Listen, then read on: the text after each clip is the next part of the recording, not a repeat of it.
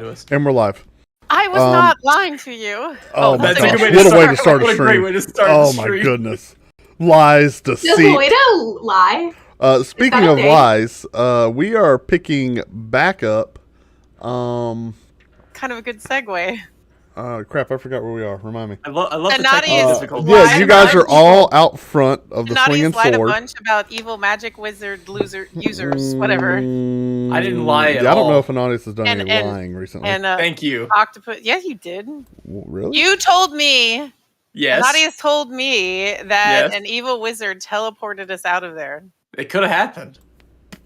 Yeah, I don't see anything wrong with that. I believe Stug had just Stug just lost his armor. floated down the window. He tried to and kill himself. Was Kill on- himself. But Correct. feather was falled. was on the way to the bathhouse. He definitely didn't try to kill himself Oh, kill himself in Minecraft. I We have mean- to say that because we're on YouTube, right? because that's what he said. He was going to the bathhouse. That's all that was.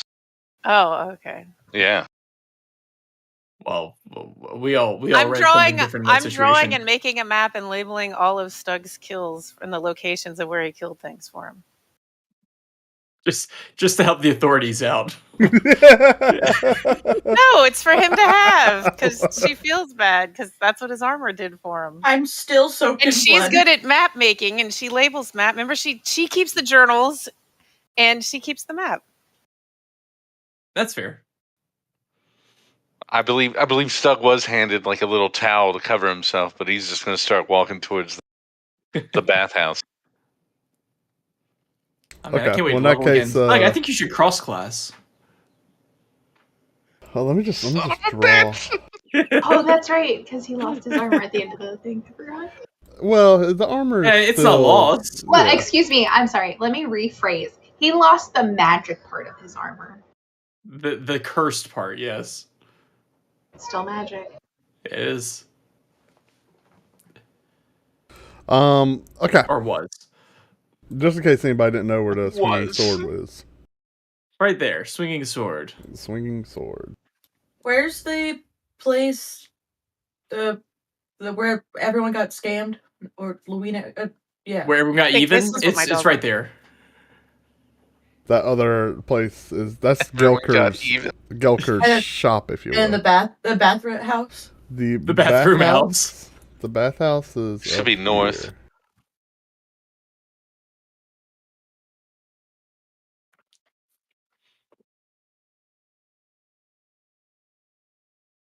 Yeah. The dog So was to very recap there, interested today.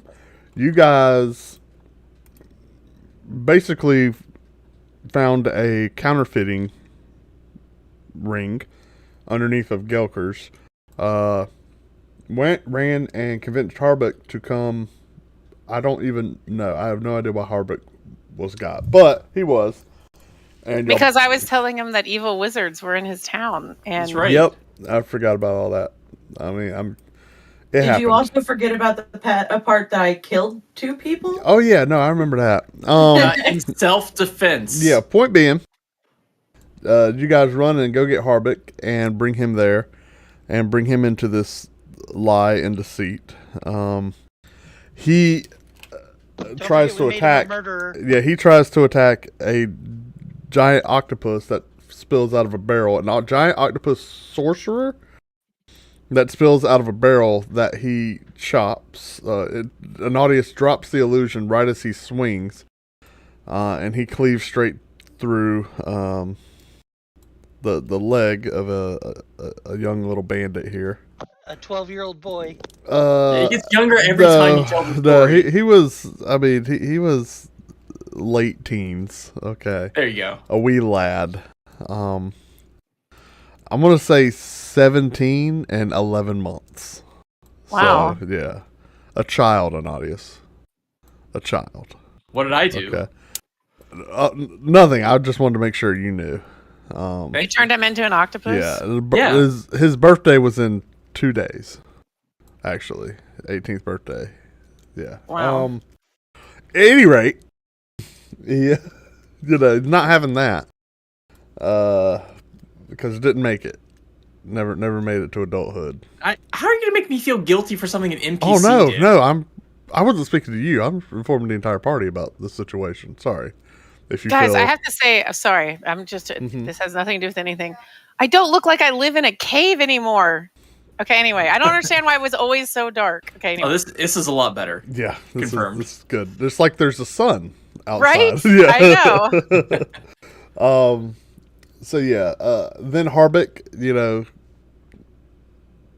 has no idea what's going on, and just kind of steps back and tries to assess the situation. And his fellow constables start dealing with the bodies. You guys basically say, "Well, see ya," and yeah, and leave. That's great. Yeah, there's no real. It's obvious that there was some extreme counterfeiting going on. Don't know why people are dead though. He seems to have bought that sorcerer story, whatever story. Any rate, you head back over. They're lucky to have us around to make sure that no cultists are up to funny business. Yeah, they really are. So y'all head back over to the Swinging Sword. Meet back up with Shalon and Stug. Shalon just seems to be casually drawing on the in a rocking chair on the front porch. Huh? I thought she had some tea. You can draw and sip tea at the same time. Yeah. It'd be a little hard. Wait, like the other hand's gonna be studying stuff. I thought I was helping Kiri remap out Stug's. Yeah, you were. You were helping me. Oh no! I'm not. We're not there yet. We're not there recapping. yet. Sorry, we're He's still recapping. recapping. I'm so sorry. I'm so sorry. Yes, you're right. I'm in a rocking chair writing Stug's letter. Correct. It was at that point, as well as mine. Yeah, it was at that point that Kiri threw diamond dust on Stug and removed the curse afflicting him and the accompanying armor. We're heroes.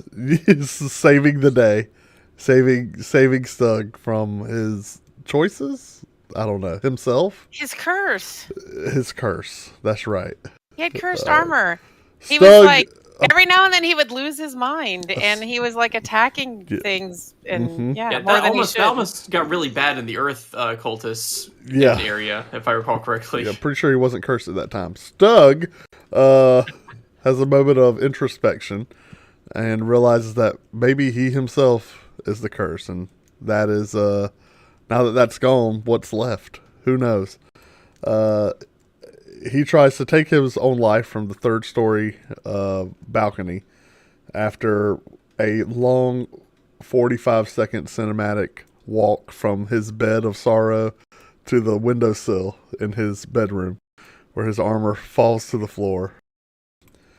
And he jumps out of the window and casually floats to the ground thanks to his ring of feather fall. Yeah, he wallows in a heap of self-pity, seeing that he can't even do that correctly. And yeah, that's about where we're picking up. Right about there. That's the spot. Go. All right, it's Stug. What are you doing? Just going to the bathhouse and start shuffling that way. Not even picking up the feet. He's gonna drag him. He's gonna drown himself. Did anyone else just watch him float down? And I maged hand a that's right. He had a towel thing. Yeah. I did it. Like wrapped it around. That's right. I forgot. You were like totally like undressed. That's right. Yep. Stug, I'll say it doesn't take you very long to make your a good 2 minutes to make your way up the street to Helia's bathhouse. Hey, Anadius, you probably should go with them. I don't think you should be alone. I keep my head down. I just go into the bath area. Oh, so my mission is now to luxuriate in the bathhouse. I'll take one for the team. Hey, Stug. Yeah, she doesn't stop. I mean, she knows you, and she knows you're good for it. So you find yourself in there for the second time today. Mm-hmm, mm-hmm. But with your armor off this time, so you actually get clean. Walking through. Never mind. Walking through the changing rooms, the various towel racks, and the steam room as well. You find yourself in the bath. Going straight to the bath. Yep. Yeah. It How deep is this bath? Oh, it's about as shallow as 2 feet, all the way up to, just and that's enough. with a bench on the side, all the way down to. It's got about 5 feet of depth at the end there. Oh yeah. Perfect. And so, but the whole area, the whole side is lined with benches, so it accommodates people of a lot. It's not meant for like swimming, but you can easily just, if you want, you can swim on the far end if you want for 5 feet. That's obviously meant for like really, really big people to be able to sit on the big benches.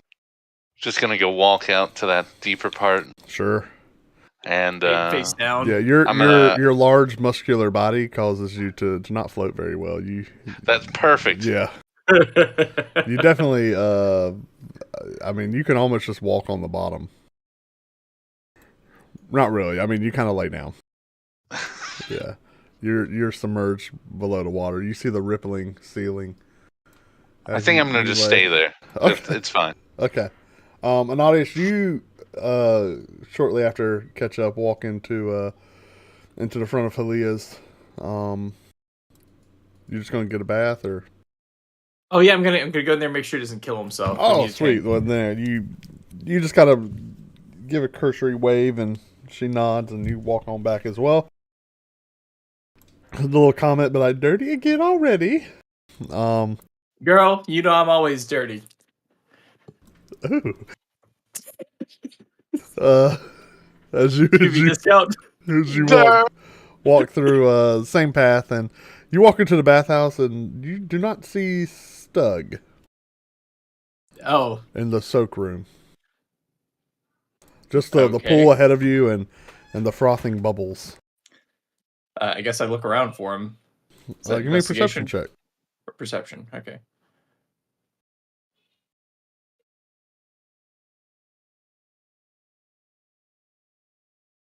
Yeah, there's a little bit of bubble action like along the sides, and there's obviously like there's kind of like that waterfall that flows into the main shallow area and then flows out the deep end.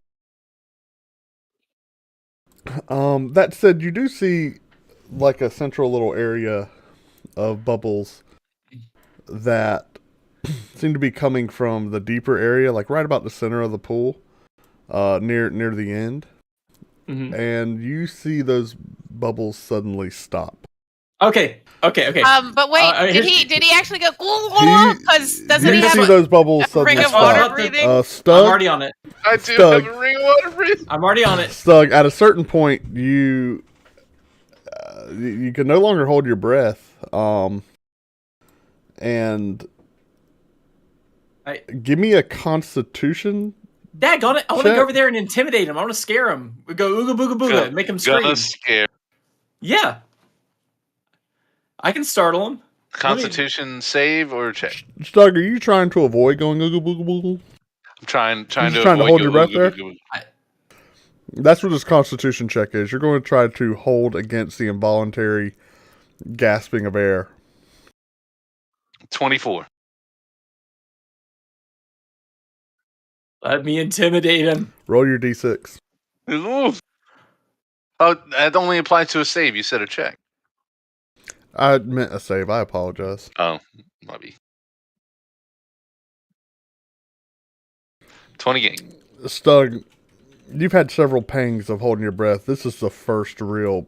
Ugh! But you do not. You are intentionally fighting it. And this is a hard. How does drowning work is it a damage over time or is it just won't matter. You're not going to drown. I'm going to make you ooga booga. Anadius, what would you like to do? I would like to now that I know where he is, like jump in the water and like make scary faces and like scare him into responding. Underwater. Okay. That'd be terrifying. I'm jumping out of nowhere. You should just tickle him. Or it just might make him laugh because he's gonna be like, "What the heck, man?" Whatever. Underwater is going to sound the same. Okay. then yeah, you jump in the water and attempt to intimidate Stug. Well, would that be an intimidation or would it be performance? Because I'm trying to. I'll let you choose. Doesn't really matter. It's the same. Mm-hmm. I'll call it a performance. I'm not really trying to intimidate him. 27. Okay. Is that a save or is it a check? Oh my god. This will be for you. Hold on. This will be a wisdom save. Good news is I'm weak on wisdoms. Yep, doesn't matter. That'll work. Yeah. Then, Stug, you all of a sudden you were startled by a large creature of some sort that immediately attacks you and is trying to kill you in the water. Teacher. Yeah. Okay. You don't know exactly. You can't really tell exactly what. All you know is you start to crash, and it was just ah! It was like a tornado of just water around you, and you were kind of shocked out of this Zen concentration on killing yourself that you were really focused on, and you go, and all of a sudden a bubble forms out of a ring, and and engulfs your head, and you're able to breathe fine. You can also see. Now, Yeah, you can also clearly see an audience. What you doing down here? Reaction is out of the way. You realize that the only thing you have to do is kill the thing trying to kill you. I think he's too depressed. Stuggo just said, hey, I was just soaking. Are you sure, buddy? Oh, yeah, that's fine. You were in the bottom of the tub. Well, you have to go down and cover your head. See, that checked and then out. you just like slowly, like just moving hand through the hair, like haphazardly. This Like, is see, I was This just is his first bath, right? I'm fully convinced because he's cleaner than I've ever seen him before, so he's doing something right. Yeah, Stug, I was you about to also ask, noticed does anybody else know there is what a Doug looks dark. like? You were covered like in a kind of a dark black ichor that seems to be like cleansing. discolored my skin, or I'm pretty sure it's been like a month since he's had a bath. It seems to be coming off and slipping away with the warm water of this bath. There are bars of soap that you might want to indulge yourself in. I mean, if I'm trying to convince Anadius that I was just doing that, then I would grab a bar and soap, keep eyes on him the entire time without blinking. Like, see, I'm doing it. You don't even need to roll deception. I buy it. Yeah. I'm going to remain blissfully unaware to the idea that you're trying to kill yourself in front of me. Yeah, nice. It doesn't take a rocket scientist to know that Stug's going through something here. Yeah. I know it'll cheer you up. A song! Oh, gosh. Let me write one real fast. It'll take me a little bit of time to ask ChatGPT to write me something. You know, you're such a good writer yourself that you're now making computers write for you. Gosh. Pookha, Once as a joke. Pookha, I'm updating my note before I sent it to Yasna, seeing as one of the pieces has been taken care of. So, like, there's this big scratch in the middle of it now. That's the underlined part. Okay. I like that. No I can't new imagine note. what that You just note mark was. it out. Yep. Nope, just, like, there's not much I can do about it.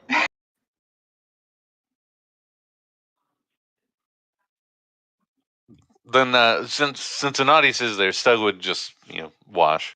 He's not the kind of person who would want to do that in front of someone who's been around. Does it feel like you're losing temporary hit points?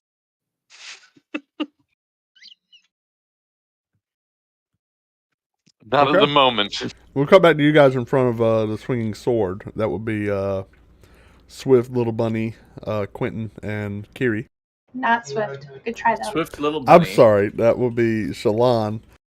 Littlefoot. Say Littlefoot. Little Say Littlefoot.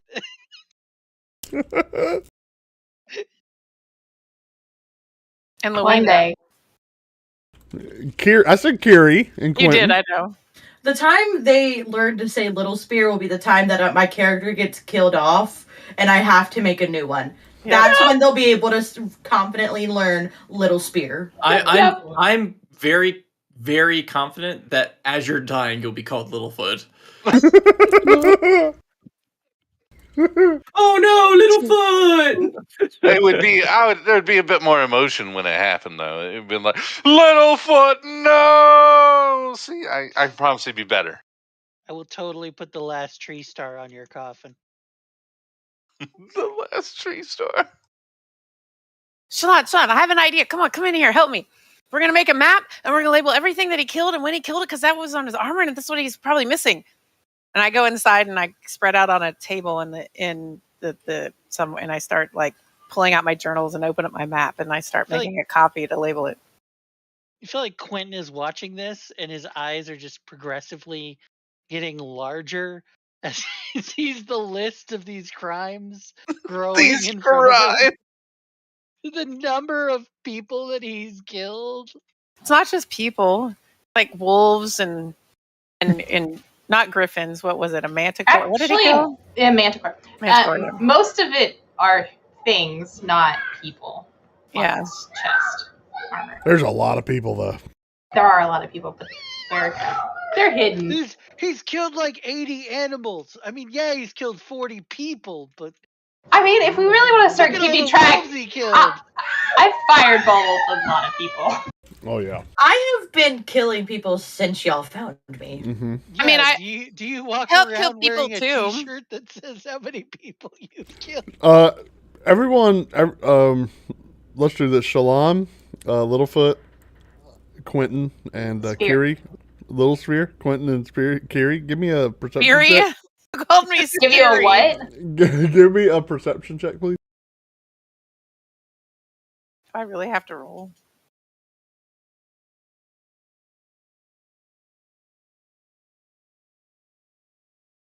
That's lower than my passive perception. Yeah. Kiri and Quentin, y'all notice that there's other people like sitting on the porch as y'all are having like, this conversation, and they're all just kind of looking like. One mother like has their hands over their little daughter's ears. Making like a the people from Red Larch are gonna be like, he's a murderer. He needs to go to jail. I mean, whole nother problem. We saved them. It was the Earth cultist. It was the bad guy. Are y'all talking to me or I'm sorry? I'm just telling you what's happening. I was talking to Quentin. I didn't notice. Oh, got you. Sorry. Like Quentin was like, "That's a lot of people. That is a lot. These are all bad guys. They were the ones. There was an Earth cultist and the Water cultist. Did you want us to not kill the people that had you captured and was turning you into whatever that was that they were turning you into? A mollusk, Quentin. A mollusk. I'm not trying to pass judgment. I'm just saying that's a lot of dead people, Kiri. I know, but they were bad people, and we're trying to bring balance back and fix nature and save. Well, I don't know, the world. I think it would be pretty bad if all these bad guys would come through the portal. We stopped the bad guy from the Earth and then the bad guy from the water, because if they came through to our plane, that would be bad. She'd tell you their name, but they never asked. They just killed them. Sorry, No, I do know it. Me, like, out of character, forgot their name. I'm sure Kiri would remember. It's like Wheelie Font. I don't even remember what it was. No tombstone for him. Well, we didn't kill him. We just kept him from crossing through. And since I'm so oblivious, I'm sitting there just looking at myself, and I just kind of say to the general group, I'm just like, do you think I should go to the bathhouse after everything that just happened? I mean, we just got clean. And all that chaos that happened down in the caves. I feel like I've got blood in places that it shouldn't be. Yeah, sure. Go to the bathhouse. All right. I was so expecting you to go, I mean, it's really not that many people. I've killed like twice as many. No, I'm oblivious to, like, Oh, and her no. showing concern. So I'm just like, Carrie doesn't really care about being dirty. She goes to the bathhouse because everybody else goes, but she's just like, whatever. I'm just more frustrated. A social bather. Yeah. I mean, I almost drowned in the bathtub. I have PTSD, so I guess that's better than casually licking off the blood while you sit there watching them write down all the people he's murdered. I mean, killed. they all attacked us first, except for when we got surprise attacks in. But they would have attacked us first. Didn't you tell me that you used to lure people into rooms so that you could murder them? Isn't that the strategy that Anadius was talking about using? All right. Go ahead. Sorry. These were all bad people, and they were trying to like take over and destroy everything. All right, little spirit. It doesn't take very long to hippity hoppity your way down the pathway, and you find yourself in the back in the bathhouse. Does the attendant kind of look at me and be like, "What happened to you?" At this point, she just knows. She's just okay, like she just knows. It's more like the only reason that little spirit would go is definitely it's more of a reason that like this lady just took the time to clean my stuff and I immediately got it dirty and I'm just feel so bad. She's so kind. Mm-hmm. I'm like, okay, thank you, and I just go sit in the tub. Anadius and Stug, you guys doing anything else there? Writing a poem for him right now. I mean, it would be awkward silence from Stug. Okay. As he's. I'm just writing in the corner. I'll be done soon. I've got 3 stanzas. That's right. So He's teasing out, a few lines here and there. Just saying, if I can make writing it all by hand. If you could make it sound like the hero Jane, that'd be nice. It's Hero Jane from the Firefly. Yes. Yeah. Stug, the man they called Stug. See, that sounds pretty good. Let's see what I can sing what I have so far. If you want. I'll sing. No, I'll sing you're it fine. You're fine. From the poor.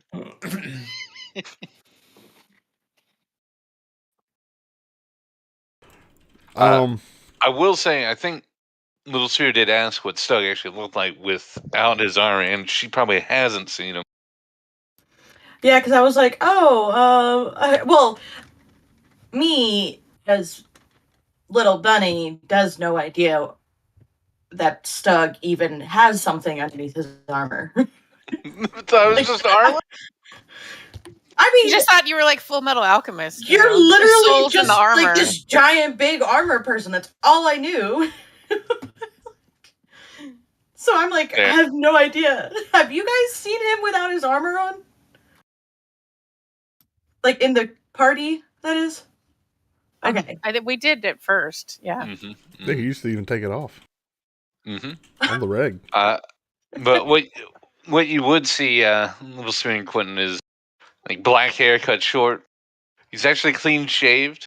Seems hair didn't grow while in the arm. You would notice scars along his arms. Your hair didn't grow in the armor? Did not. I know. It's like it was using everything. Anyway, scars all along his arm, and also scars along his back. It looks like the scars on the back would be from like whips. And other than that, just a big guy.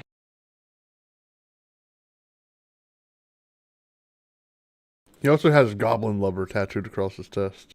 Goblin Lover. Doesn't he have a kid? Orc baby. Orc baby? Oh, gosh. Okay, those tattoos might not be there. But Stug would just be doing a slow wash while just eyeing Anadius. And well, it doesn't take you too terribly long to eventually get clean, like clean. like clean. And Yeah, you otherwise Maybe the bath makes you start feeling better.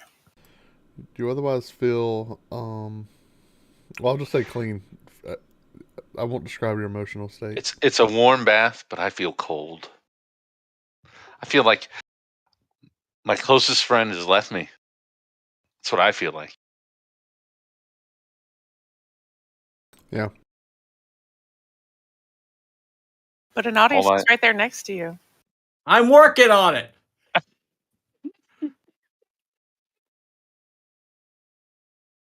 You have to remember, Naughty's only joined because his parents got killed, and he realized he could make money.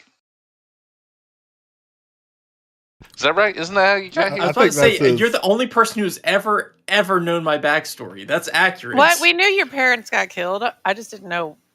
I wrote a whole lyric about it. Your parents. Puka told me my limerick backstory was not enough. So I wrote a whole lyric about it. Then yeah, we'll hop back over to Kiri and Quentin. I should be done soon. I'm working on it. I'm just drawing the map and labeling and drawing pictures, and Shalon's helping me draw the pictures because she's better at drawing than me. And decorating the map and putting all of Stug's encounters on the map, referencing my journal. That's what we're doing. Okay, well, is there anything else in town you guys want to do today? I mean, is Wagon Master done? You think probably at least a couple more hours, but we're gonna shellac this to the wall in Wagon Master. What time are we looking at right now? Is it the afternoon? Yeah, at this point for Wagon Master to be done, it is early afternoon.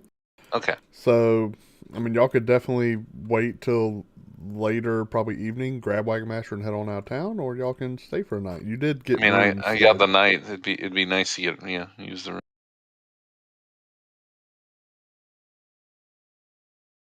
But if there's nothing else in town y'all like to do, we can fast forward to you guys waking up the next day. Whatever you'd like to do.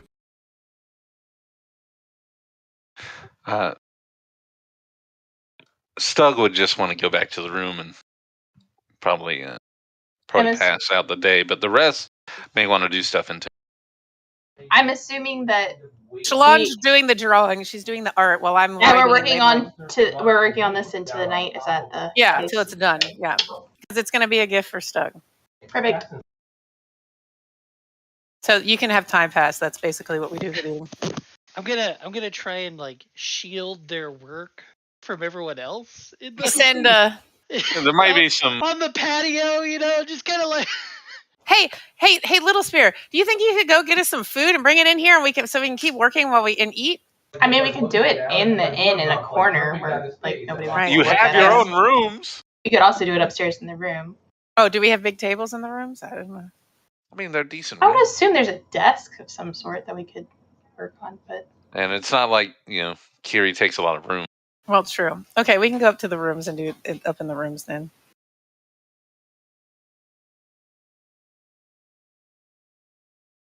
Do you still need me to go get food? Yeah. Go buy food for us. That would be great. I'll give you some money if you need some.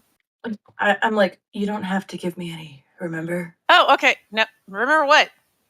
She holds the stolen jewel bag. That's right. I don't think did you tell me you stole them? I don't know. Yeah. You told me you. Oh, okay. And this was before Anadius, because that's when Anadius went down to look at the place. That's right. And I was like, I killed 2 people and stole some money. I'm like, okay, I'll go get food. And I just scurry along to the cafeteria, I guess, or wherever they have food. There's a cafeteria. Cafeteria. No, this place, there's only a continental breakfast. Sorry. What? She's going, no, she's going to go to the pub or whatever. That'd be the Helmet High Sun. Oh, Helmet High Sun. Where's that? You didn't send her to get the barbecue? Right across, she could have gotten barbecue too, I guess. Yeah, I'm going to the barbecue. You go into the barbecue. Yeah, I'm going to the barbecue because the ribs smelled really good. Lamiki will go with you. Anyone want to tell her where it is? Or Lamiki's gonna. I sent Lamiki with her. Told Lamiki to take her there, and that way Lamiki can help her carry it back. Like, I don't know how. Like strapping bags on Lamiki's back and stuff. I'd go with. Quentin's going. All right. Lamiki's leading the way because Lamiki knows where to go. Right. So, you guys that are following Lamiki heads down kind of the stairs of the Swinging Sword, hangs a right, and starts heading south. She passes that intersection and passes what is obviously a poultry shop on the right-hand corner of that intersection. And then goes behind it, and there are 4 buildings in a row. Mickey heads into the second building and kind of like paws at the door and like pushes it open. And assuming y'all follow her in? Yeah. Okay, this building is overcome by the smell of thick hickory smoke. It is this is one of the best smelling buildings you've ever seen in your life or beheld. You see large cast iron smokers like lining a row, and then at the top everything's kind of funneled through this large chimney going out the top here. You can breathe just fine, but it's very pungent. You see Lamiki kind of like nudging like at a table. No one seems to be in here at the moment. All right. I mean, I guess this is the place, but I don't know if there's anyone in here.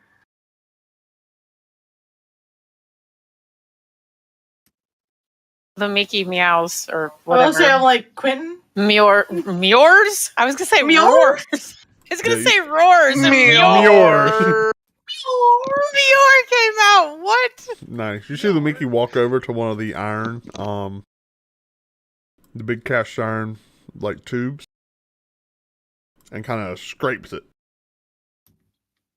Lamiki, I don't think we can do this. There's a Where's the big guy? There's a big hatch on the side of the tube. Do I just Lamiki looks back up at you and like nuzzles you. Up at me? Mm-hmm. I think Lamiki still looks down at me. You're right. I'm sorry. Lamiki looks eye to eye with you and nuzzles you. Then scrapes the side of the iron, like the cast iron. I'm looking around for somebody who works here. Yeah, you don't see anybody in the building. In a nearby building. Meows into the pipe. Grab the pipe. I like open the door to the pipe, and what happens? Yeah, so there's a lid. You lift it, and a big wave of smoke hits you in the face, and you see sausages hanging. You see ribs on racks there. There's like some big old hunks of meat that are just dripping. The goodest, smellingest, tastiest. Oh my god. I mean, if I just leave a bunch of gold here, Quentin, that's going to be fine enough, right? Well, I mean, I think this stuff takes like time to cook, right? Like, doesn't it have to be in here for a certain amount of time? You see little rivets of fat bubbling on the top this might of not even be the ribs. like ready. I don't know, but Lamiki keeps pawing at it. It's dark rose. Lamiki can eat raw meat. Lamiki's dark. meat doesn't have to be cooked. It's dark rose-colored meat. Just kind of bubbles before you. Not really hissing. Just occasional. You see the fat bubbling and dripping down the sides.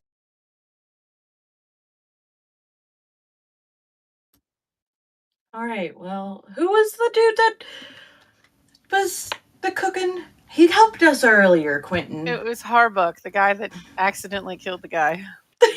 Octopus guy. Man, you know, I don't remember his name. He was. Was it Harry something? That sounds right. Hamish? Yeah, Harry. Harry? We should look for Harry. Okay. Do we know where Harry would live? Like, is it dark out or? It is about that time that you guys see a fairly quaint woman walk through the doorway to the smokehouse, and she just kind of puts her hands in front of her. Pretty disarming gesture. She's like, yes, can I help you with anything? And kind of looks at you guys like a little eyebrow raise. We're here to buy food. Lumiki was leading the way, but I think she got confused and she went straight for the food instead of looking for the restaurant. We have money. We're looking for Harry? Lumiki. And Harry. Where's Harry? Does Lumiki recognize who this is? I mean, yes. It's not Lumiki Jalissa, knows. is it? This is Jalessa. Oh, Jalessa. Lumiki does know Jalessa and runs up and like rubs her. Yeah, I was gonna say, yeah. Oh, you're friends of the adventuring group, I guess? Yeah, they picked me up. I was trapped in a cave. I love how you just like tell your life story as soon as somebody talks to you. Like there's no secrets from you. Well, let's and right? she closes the lid you open. Let's head into my shop and we can get you guys some food. Oh, that'd be great. We're supposed to take it back to Shalon and the they may be playing a prank on you guys, having Lumiki be the person leading you here. Maybe this is because there was no shop or anything, and I wasn't sure. But this is where you get the barbecue, right? Well, this is where we make the barbecue. We have a storefront, and she walks out like, just follow me. And she walks out. And again, you guys see the first house in this row. Y'all went to the second one. The first house in this row is like a butcher shop. Well, I know we need raw meat because Lumiki eats raw meat. So that's a bonus. Yeah, I'm sure Harbuck's just been feeding Lumiki back there. Harbuck! That's his name! It's not Harry? I could have sworn it was Harry. Harry. No, it's not Harry. And you so you guys walk to the front and walk up if you're assuming you're following her, right? Yes. Yep. Yeah. So y'all walk up the kind of the stairs and into the butcher shop. The butcher shop is, I mean, about what you would expect. There's a large selection of various cuts of raw meat, but also you guys see a lot of like wrapped and ready to go cooked meat as well, meat that they've smoked themselves. So again, just about anything imaginable in terms of pork or beef that you can think of is available, either pre-cut here or cut to order. I mean, you can get whatever you want. The Stug likes ribs, so Well, there's like 6 of us to feed. There's Stug. He's a big guy. I mean, I'm little. I don't need to eat all that much. Kiri's little. Shalon's about normal size. Quentin, he's right there. And Anadius, he's about the size of Shalon. I don't know. So we need enough for 6, but we also need some for Lumiki. So whatever you think is best. I think Stug likes ribs because I'm pretty sure he said something about that earlier. I know Kiri said something about the ribs too. So he does seem like he's not feeling himself ever since he got out of his armor. Yeah, he seems sad. So, I mean, do you have anything really filling that like maybe people like to eat with their barbecue when they're not feeling so great? Kind of like a comforting food. I think that's something we have to get. Or... No, that we wouldn't get that at a butcher stop, Quentin. Well, no, but I mean, if they do the barbecue. Yeah, they do the barbecue. I'm sure that there is another place. I'm pretty sure we passed by a place that had food that I'm pretty sure has some, like, I don't know, potato some sort things. of salad, maybe. Yeah. Oh, well, potato, salad, an egg, and like a potato salad. Do you have any of that here? I'm pretty sure that's as you guys are talking. Here. As you guys are talking, you see her pulling off like rolls of butcher paper, and she's just wrapping up various cuts of ribs, and she's got some nice little chunks of meat that she rolls, like raw meat that she rolls into a little package here, and just letting you guys keep on going. She's just got a faint little grin. I just look over to her and I'm like, is there a bakery around here? Is there a place I can get something like sweet and comforting? Yes, absolutely. Really, I think he's more of a savory kind of guy, Quentin, like he just doesn't strike me as a... You all are going to come back with like 200 gold worth of food. There is Lauren's Bakery just on the north part of town, right before Helia's bathhouse on the left. Oh, perfect. So we can drop off the food there and we can skedaddle and get some dessert. Bring it back. Yes. Generally, all of us proprietors more or less sell the majority of our food to the Helmet High Sung or the Swinging Sword, one of the two. So, yeah, sorry, it's just... Why didn't they tell us that we could have gotten the freaking stuff at the restaurant? That's literally what Kiri said. Kiri literally told you to cross the street. You all decided to go anyway. We followed Lamiki! Oh, that's right. And Lamiki went straight to the... Well, this little kitty sure does know the best place to go. Why hustle with the fuss? And just, come on here. She tosses Lamiki a little chunk of red meat that Lamiki catches. And gives her some scritches behind the ear. Well, here you go. And she How much hands will it y'all. be? That would be... She looks over some scales. 2 silver would be fine. I'll give you 2 gold. You're so nice. Oh, well, thank you. That's adventurers. And she takes the 2 gold. Please tell your other companions to stop by before they leave. I would definitely like to speak with them. Quite a lot has changed since they were last in town. Yeah, she's like the mayor now, and she's working in the butcher shop still. Yeah, I'm sure they. I mean, mayor may be like a part-time gig in here. Yeah, that's true. We're definitely spending the night. They're up in the rooms right now. Oh, okay. Well, good. Well, just, give them a little reminder is all. We will. Thank you. Mm-hmm. Y'all have a pleasant evening. You too. Thank you. You as well. I opened my inventory and I just realized you have stolen gem pocket. I mean, what would you like to call them? I don't know, but I still think it's funny. It is funny. I hadn't noticed them, and then I looked up and I was like, stolen gem. And I'm like, oh. And I've already taken the 2 gold out of my thingy. Okay. So, yeah, you take several bundles of what appeared to be some ribs, looked like some pork chops.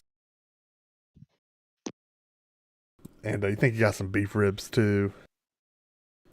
And probably some pulled pork. You take all this back. She gave you some little sauce containers too. You need some sauce sometimes. People don't like it just dry. You take all that back to the Swinging Sword. You got Lamiki's little packet of raw meat. She like nibbles at your hand sometimes on the way back. Lamiki, wait. Gotta go back to Ma. Gotta give them food, and then I'll feed you. Gotta get the paper off. And so y'all meet back up on the front porch of the Swinging Sword. Stuggan and Ananias, to my knowledge, are still soaking away. Ananias, you're racking your head, scribbling. Wait, I thought this was after we were done soaking because... Well, you were done soaking and you left. You were never in the same room with them. Okay. You still have not seen Stuggan and Ananias. since then. So I have no idea what Stug looks like, and I might be very confused when I see this random person. Didn't you see all of Stug when you he definitely fell saw Stug fall off the side of the building, and I thought he was covered in a film of grime. You could still make out his features. Adam, how's your limerick coming? I've read. It's not a limerick. It's just a normal poem to encourage you. I was working out chords for it. I was going to try to get a recording to play along with it. I can sing it to you or recite it to you, whatever you think will cheer you up the most. Oh my gosh, you need to sing it. That would be amazing. Stug would like to sing. Would like a sing? There's Stug. All right. So we're still in the bathhouse, right, Pookha? Oh, yeah. Okay. Is there anyone else in the bathhouse or just us two? Just you two. Dang it. Okay. I was gonna put my hat up just in case anyone wanted to. I don't know if someone wanted to tip as they were walking by. Yeah, sure. Okay, this is just for Stug. It's fine. All right. Dear Stug, our hero, brave and true, wherefore art thou to feel so blue? You saved us countless times before, our gallant knight whom we adore. You braved the mighty manticore, as through the clouds you leapt and soared, then landed on the creature's back, and felled the beast in bold attack. Who led us through the dark below, with all our motley crew in tow. The cultists there did no despair, their sinful stains did you repair. And who endured the drowning depth, who held us firm through turtle breath, all to thwart our perilous foe, and save us world from pain and woe. Lest we forget the greatest feat, that proved our hero most elite, the urchins all curled up in fright, when Stug did threaten to bat fight. So take heart, my friend, and please hold true, your friends support and count on you. We must away to meet our fate, where bolder deeds yet still await. Yay!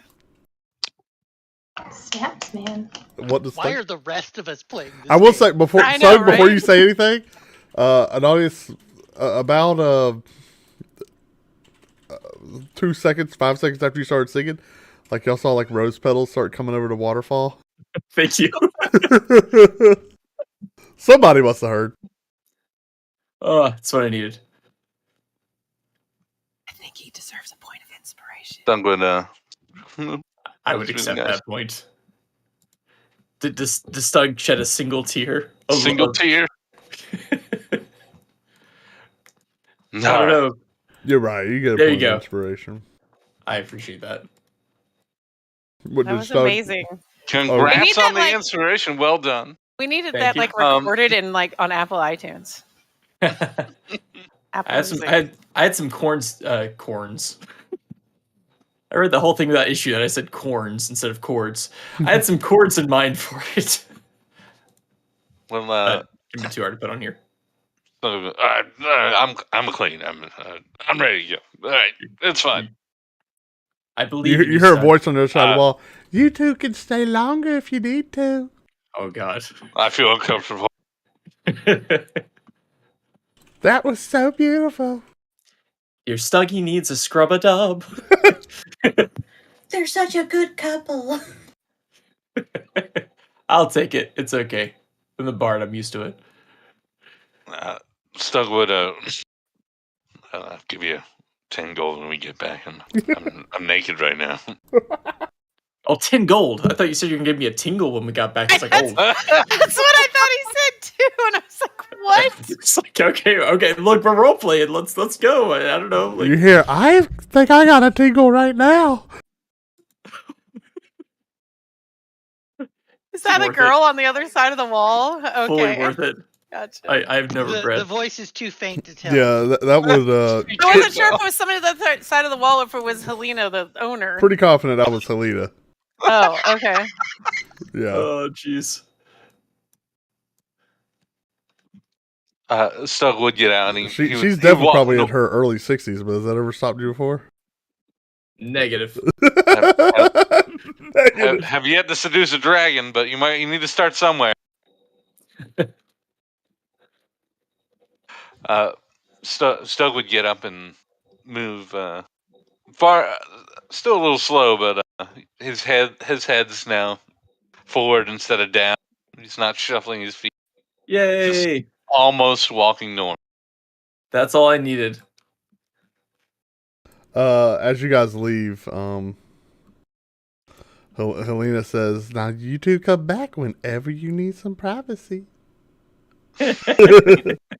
Speaking of, do you have some pants? Everybody remember 55 minutes. We're going to go into YouTube to show others Anadius' song. Oh, jeez. Absolutely.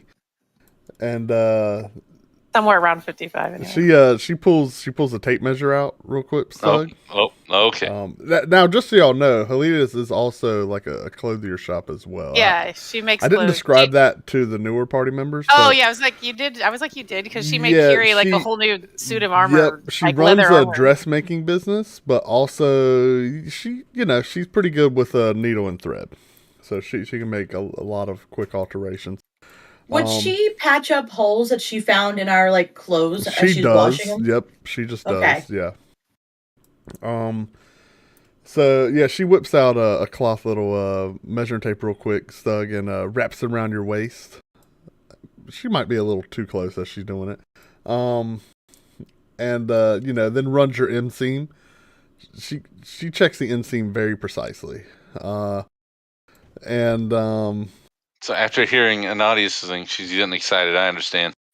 Yeah, she's got to feel it that inner thigh. Yeah, she really. You think these pants? These are going to be exact. Her face is right there in front of the full frontal. Gonna start the tight pants thing. Yeah, well, I got my tight pants. She's like, tight pants on. I think I have a set maybe that will work. One moment. And she walks back, and you see her coming out with a folded pair of pants, and she presents them to you. And Stug would immediately start putting them on because don't have pants. And she says, do you need any help with that? Nope, it's fine. She's like, I wouldn't recommend anything for the top. Trust me. You know what? That's fine. Okay, thanks. All right, well, you two go have fun. Don't count on it. We get a nod. Okay, all right. Aren't they sharing a room too? We are. Yeah. Bunk buddies. Wait, does that mean so much room for activities? I only got 3 rooms. Yeah. So whoever wants to bunk up with whoever, it's fine. Well, Kiri generally sleeps in Lamiki. In? Lamiki is in a ball. I thought they smelled bad on the outside. Lamiki's in a ball, and Kiri sleeps on top of said ball. Yeah. Curled up Yeah. Yeah. You could have saved some money and slept in Wagon Master. It's got a. That's okay. You're right. We could have. We're gonna have plenty of time in Wagon Master to snooze later on, and I don't need a night without having to be so close to saloon moonbathing is fine with me. Quinn's gonna put a ladder on the side of the building. What are you talking about? They probably have an access point. Yes, for fire safety. That's what they worry about. Yes, you can get on the roof. Yeah, exactly. Okay,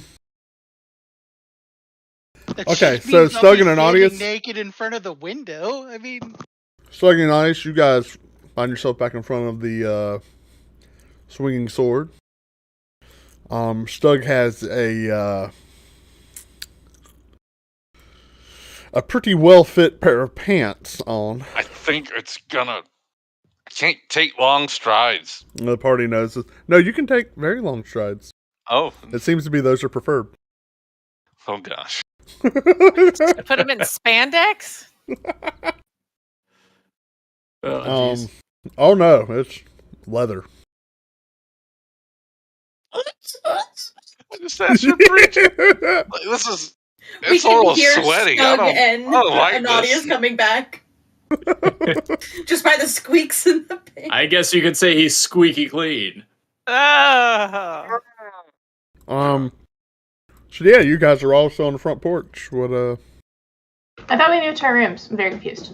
Did y'all go to your rooms? They did. Yeah, we went up to our rooms to work. Okay, well then y'all did that. Apologies. Well, Stug would head up to the room.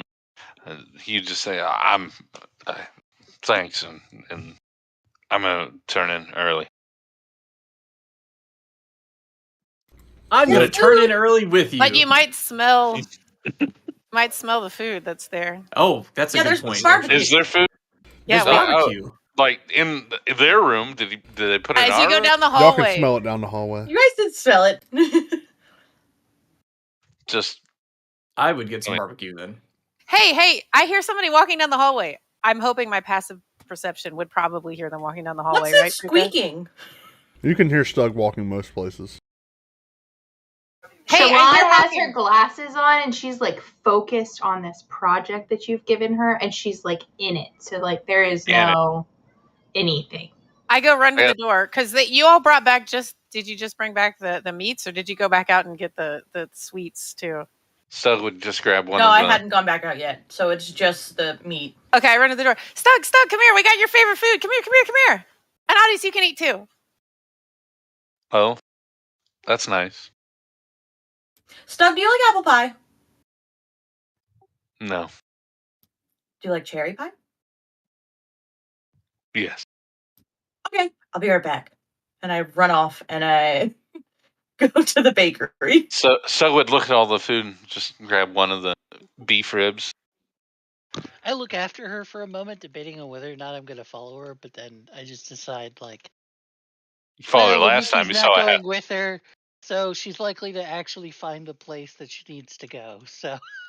I'm not going to worry about it. Yeah, you, Little Spirit, you do remember the bakery was just out to your left, 2 houses down. Yeah, I remember being told it's right next to the bathhouse, so... Yep. And I'm like, if I found the bathhouse once, I can find it again. Yep, and you stumble in and find a bakery.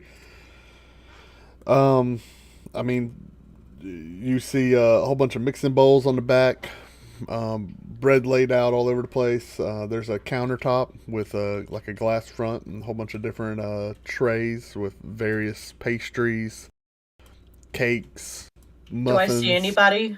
Pies. Yeah, you see a young woman. Can they see me over the desk? Hmm? Can they see me over the counter? Yeah, I mean they can see you.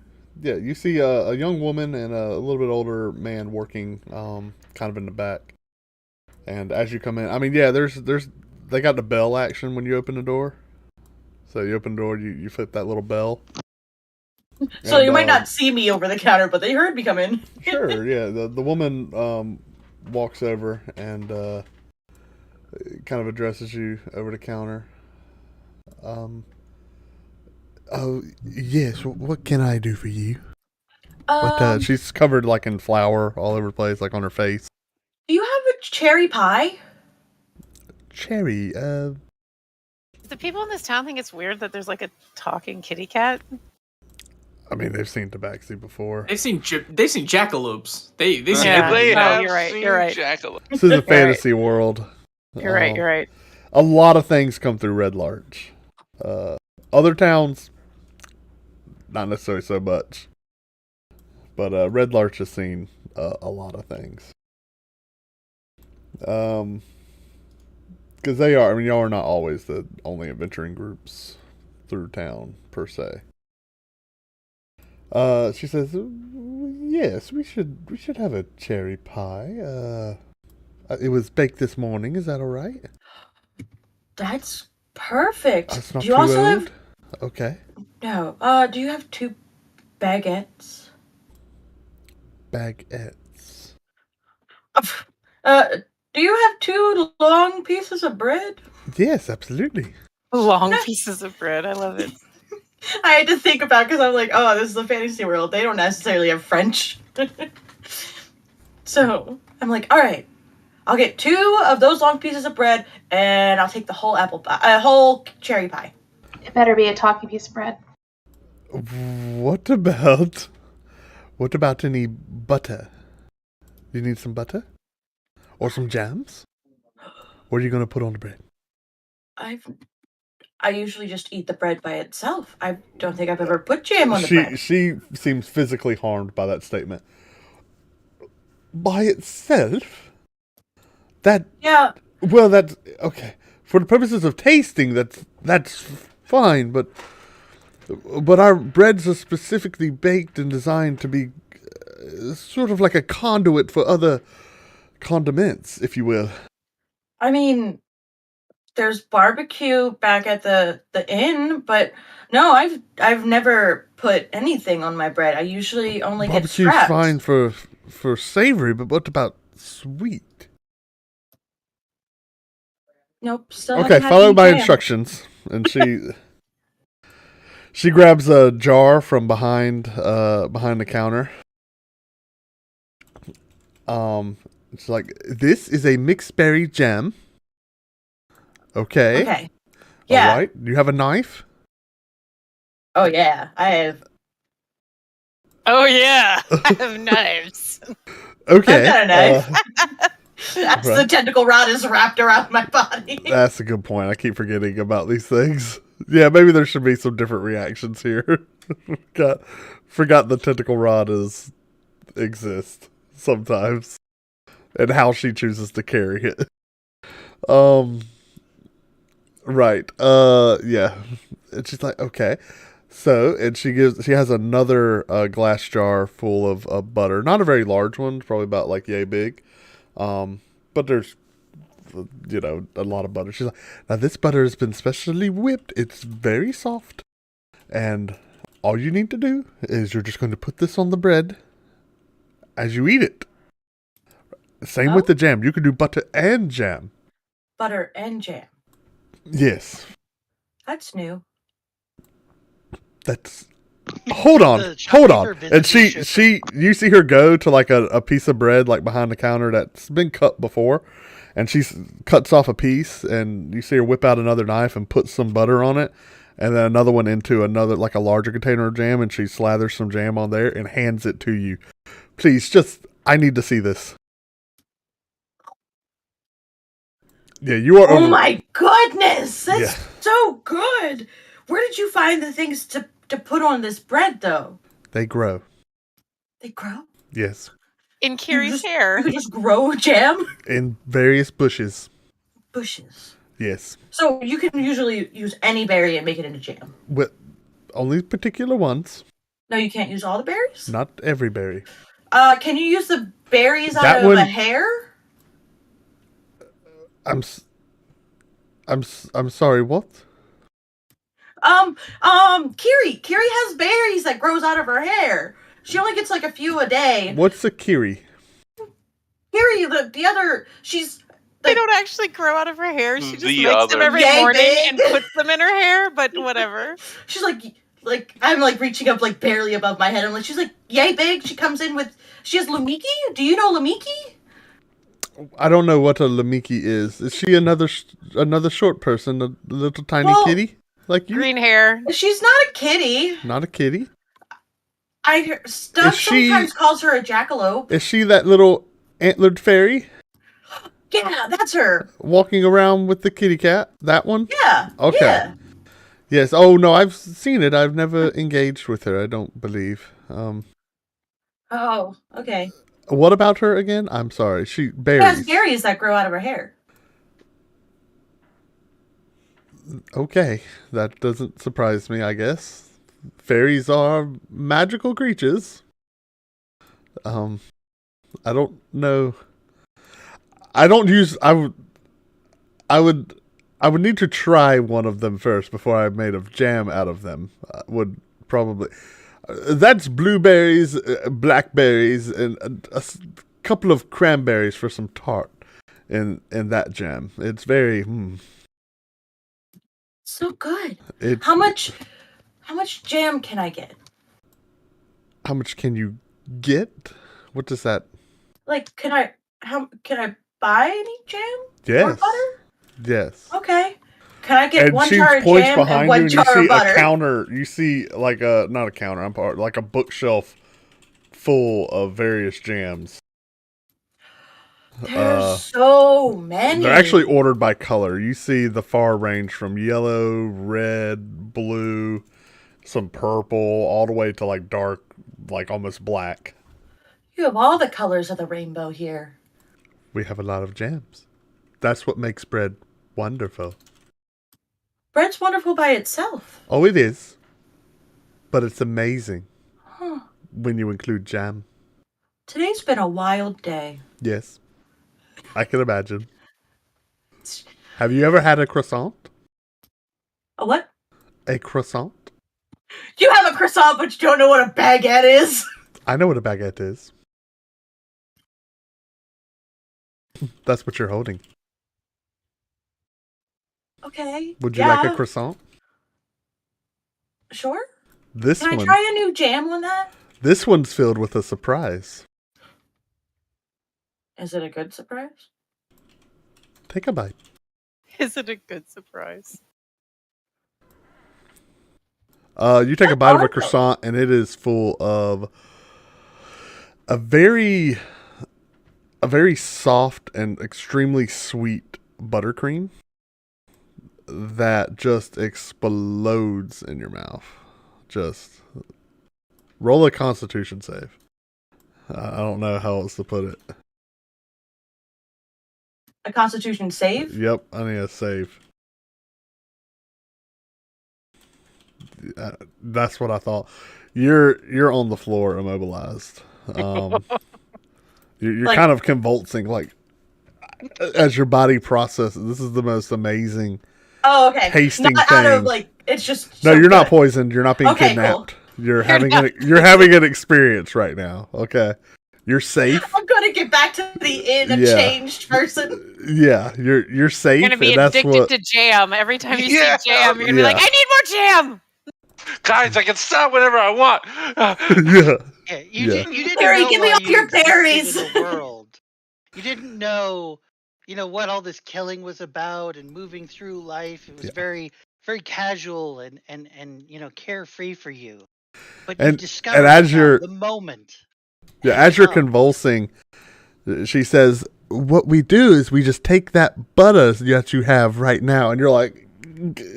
We take that butter and we put some cream in it and whip it together and add some sugar and just a touch of vanilla. And there you go. So buttercream. Oh my goodness. And you're just, you eventually recover and get to your feet and look at, you want another bite. You can take one. This thing is so good. I just demolish it. Yeah. And as I'm like wiping the crumbs off my face, I'm just like, oh, this is so good. Can I get a few of those too? Absolutely. She loads. Goodness. How many would you like? How many do you have? She motions at the counter, and you see at least 30 croissants there. We just gotta wagon. Put them all in. I'll take them all. Oh, very nice. So she opens up some other boxes. She opens up like 3 boxes and starts loading them in. These boxes are about. How is she gonna get it all the back? boxes are about like 1.5 feet wide by maybe 4 inches tall, and probably about 1 foot deep. So, but these are big croissants. They're like yay big. Sorry, you can't. They're about 6-7 inches long here. She starts just loading them up. Now they're not all buttercream. There's different fillings in here. It'll be an adventure. I'm sure you'll love everyone. I haven't had actual meals until I joined this adventuring squad. Man, I'm so lucky I found them. Aww. Right. Oh, I don't know what you're talking about. So did you want any more bread? So we have one cherry pie. Okay, and we have you have basically all of my croissants. And 2 baguettes. And We call that long bread. 2 long breads. And can I get a jar of that jelly that you already have one. I already have one. Yes, you have the mixed berry. Oh, the mixed berry. Yes. And I already That's have what butter, I put right? on the bread that you tried. Okay. Yes, and you have the butter and the mixed berry. She's pointing, like showing you in a bag. You have your butter and your mixed berry right there. Okay. Right. Now this is obviously new. Is there anything else you would like to try? Oh, I don't know. I was very adamant about getting Stug his cherry pie because he's super sad. Well, you have one right there. Okay. And she's like underneath these 3 boxes, and you have the bag. You have the long bread under your arm. Your pie's right there on top. See it? That's the smaller box on top of the other 3. How am I going to get all this back to the inn? It's taller than me. I mean, we could deliver some. You could deliver? Oh, especially if there were like any other items you would like, maybe. Oh my goodness. Okay. How much do I owe you right now? Oh, let's see. All those croissants. We're probably up. I will say 2 gold would be fine. Okay. I have no idea what the other jams taste like, and I don't have the time to try them all today. At this point she gets a crate. Is she small enough that she needs to be careful, like putting her head into a jar, it would get stuck? Not that. No, the jars that she's getting are probably about like yay tall. Okay. It's not. Let's say I'm gonna say it's a 12-ounce jar of jam here. And so she takes down probably about 8 different jars and puts them into a crate. What else? Would you like some various different butters? We can put those in there too. We have lots of different mixed butters. So not all sweet, some are savory. This is a garlic herb butter. You do know where Wagon Master is, and you could have her deliver them there. Just putting it out there at the above table. How many more butters? This butter it's a special root. It's called horseradish, and we put it in the butter. Oh my goodness! Oh, it's like a kick in the face. Well, I have been kicked in the face. Mm-hmm.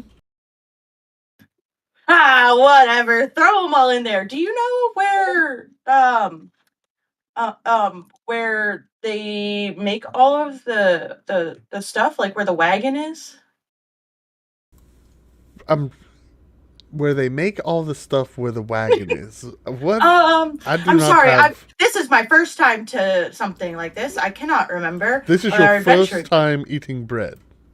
No, I've eaten bread. Usually it's scraps. I've never had a whole piece to myself, and I've never had jam or butter. Oh, you poor thing. Like I told you, I haven't had a real meal until I joined this group I'm with. Well, what group is that? Like the Lord's Alliance or something? Or no. Are you in the Emerald? Group. Are you in the Emerald Enclave? Well, there's protectors of the woods and nature. No. Oh. No. That's Kiri. An adventuring group. Yeah, there's 6 of us total. Oh no, she doesn't know our name. Well, we definitely get some adventuring groups through here. They're generally always heading off to Neverwinter or off into the woods to slay some dragon or something. Most of them. Or the Feather Guild! You're a member of the Feather Guilds. I don't know. No? Maybe. Oh, I don't remember. She might actually think that because that's what Stug yells all the time. Keep yelling. Oh, that's a good point. Please. I mean, that's what the big guy always screams. He yells for the Feather Guild. So I think that's our name. I don't know. We're down at the inn. Maybe just I don't know. We're I'll good sit people. these things on the porch, and you just can take what you. Can you? Want. Can you bring them to the inn for me, pretty please? Is that a demand? Can I not? You can. Are you going to attack my caravan and take my goods, Feathergale? No, we're good people. Are you good people? That's not what I've heard of the Feathergales. I don't know. We just destroyed the water cult people. The water cult? What are you talking about? I don't. They just the Feathergale, the people that ride those giant vultures around and attack caravans and what giant vultures? We're not. What giant vultures? What? What are you on the ground crew with them or something? What do you mean? What giant vultures? Ground crew. I have no idea. They just rescued me out of a cave. I was in a cave. The Feathergale rescued you out of a cave. No, I don't think they're the Feathergales. Oh no, I should have had someone come with me. Why did I do this alone? This is my first time in this place. I just got rescued. Oh my god. Roll a persuasion check. Roll initiative. Roll a persuasion check.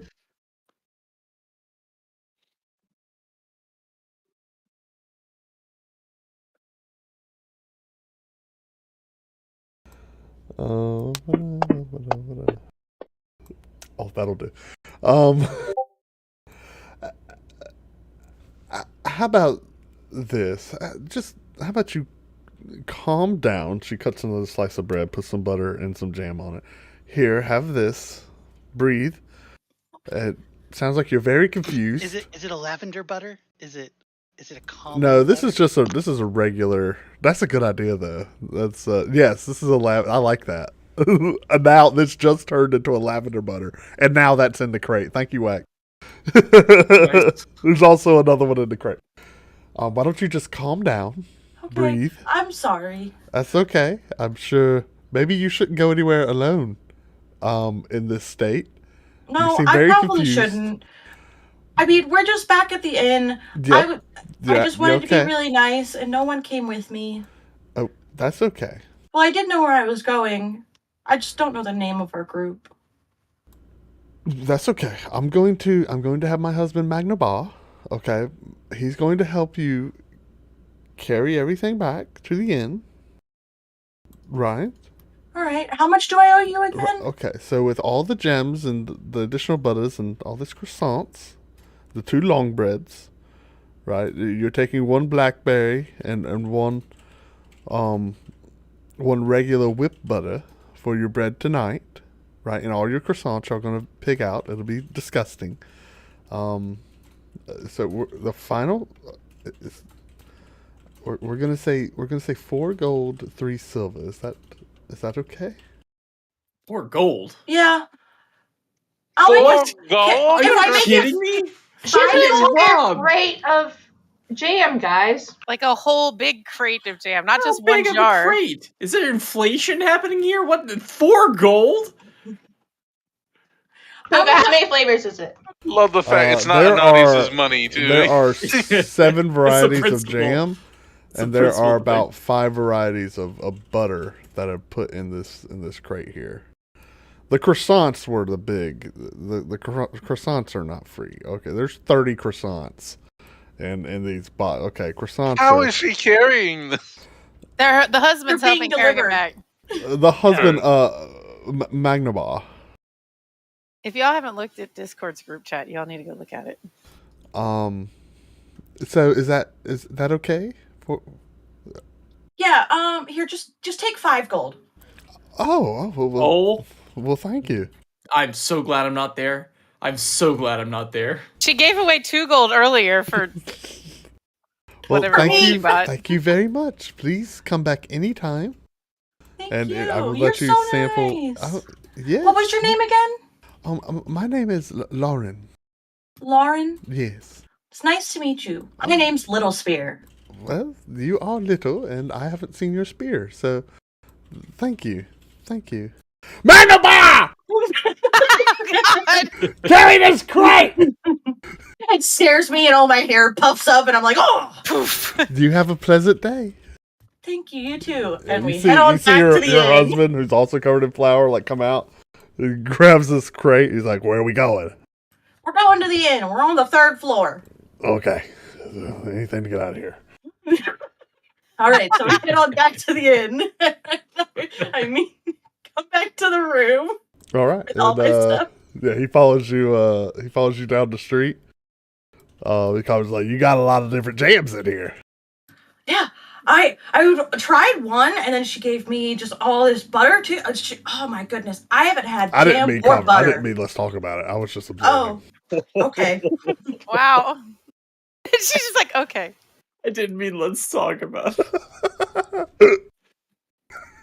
So eventually... Did you guys see the picture of the cat with the jam that Anadius had the AI make? Thank goodness for AI art generation. It's awesome. I thought my GIF was good, and then you throw the AI art up there. Yeah, this is spectacular.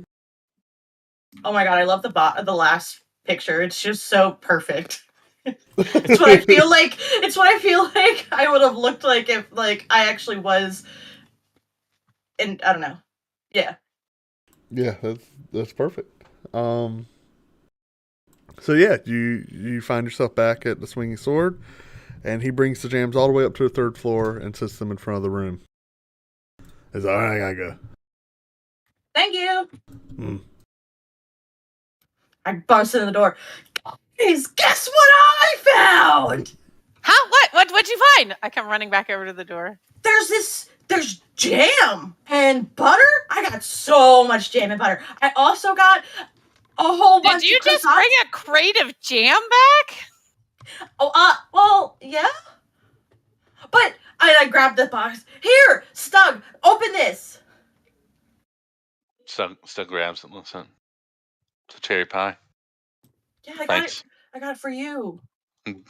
He just closes it, takes it with his one bone. Like, thanks. One bone? You got one bone? Got one rib. Stug, you need to take more ribs than that. It's fine. There are 4 full beef racks and 2 baby racks of ribs.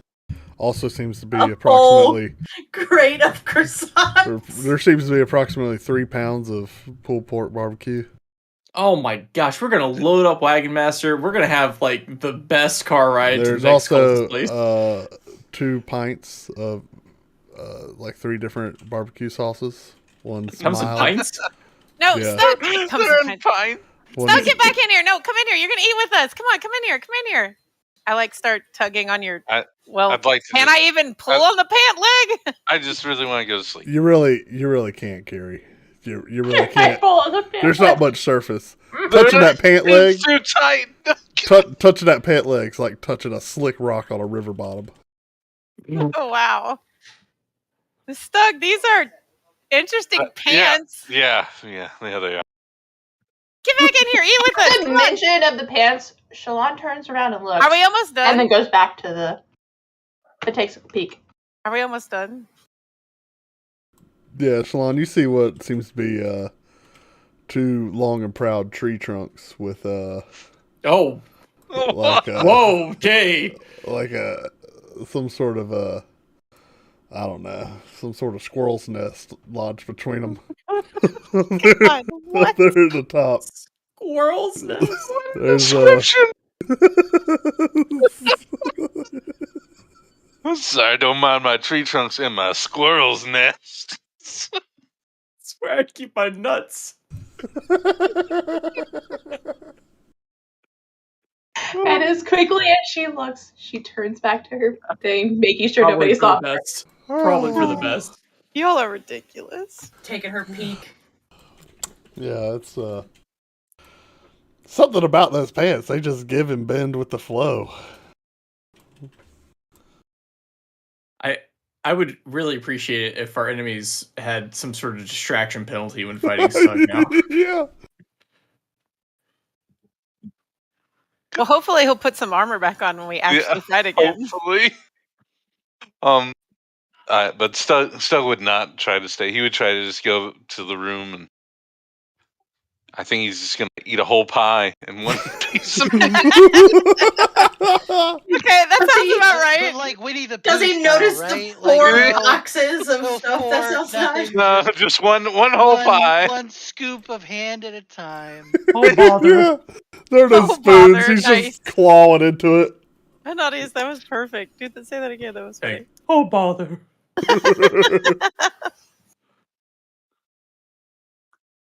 Well, Stug, you do walk back into your room. Stug would say thanks, like as he's closing the door. Thanks. Yeah, you walk back into your room and you see strewn across the floor, the remnants of your dreams. Yep. There's a just that's a, what just the pie is for. Just a whole line of it all the way to the window. Some rose petals from the girl that works in the bathhouse. He sent flowers. Oh god. She's actually on his bed. she snuck in. She's like, heard you had a bad day. Hey there, big guy. Sorry, I put my cap on the door. I thought you knew.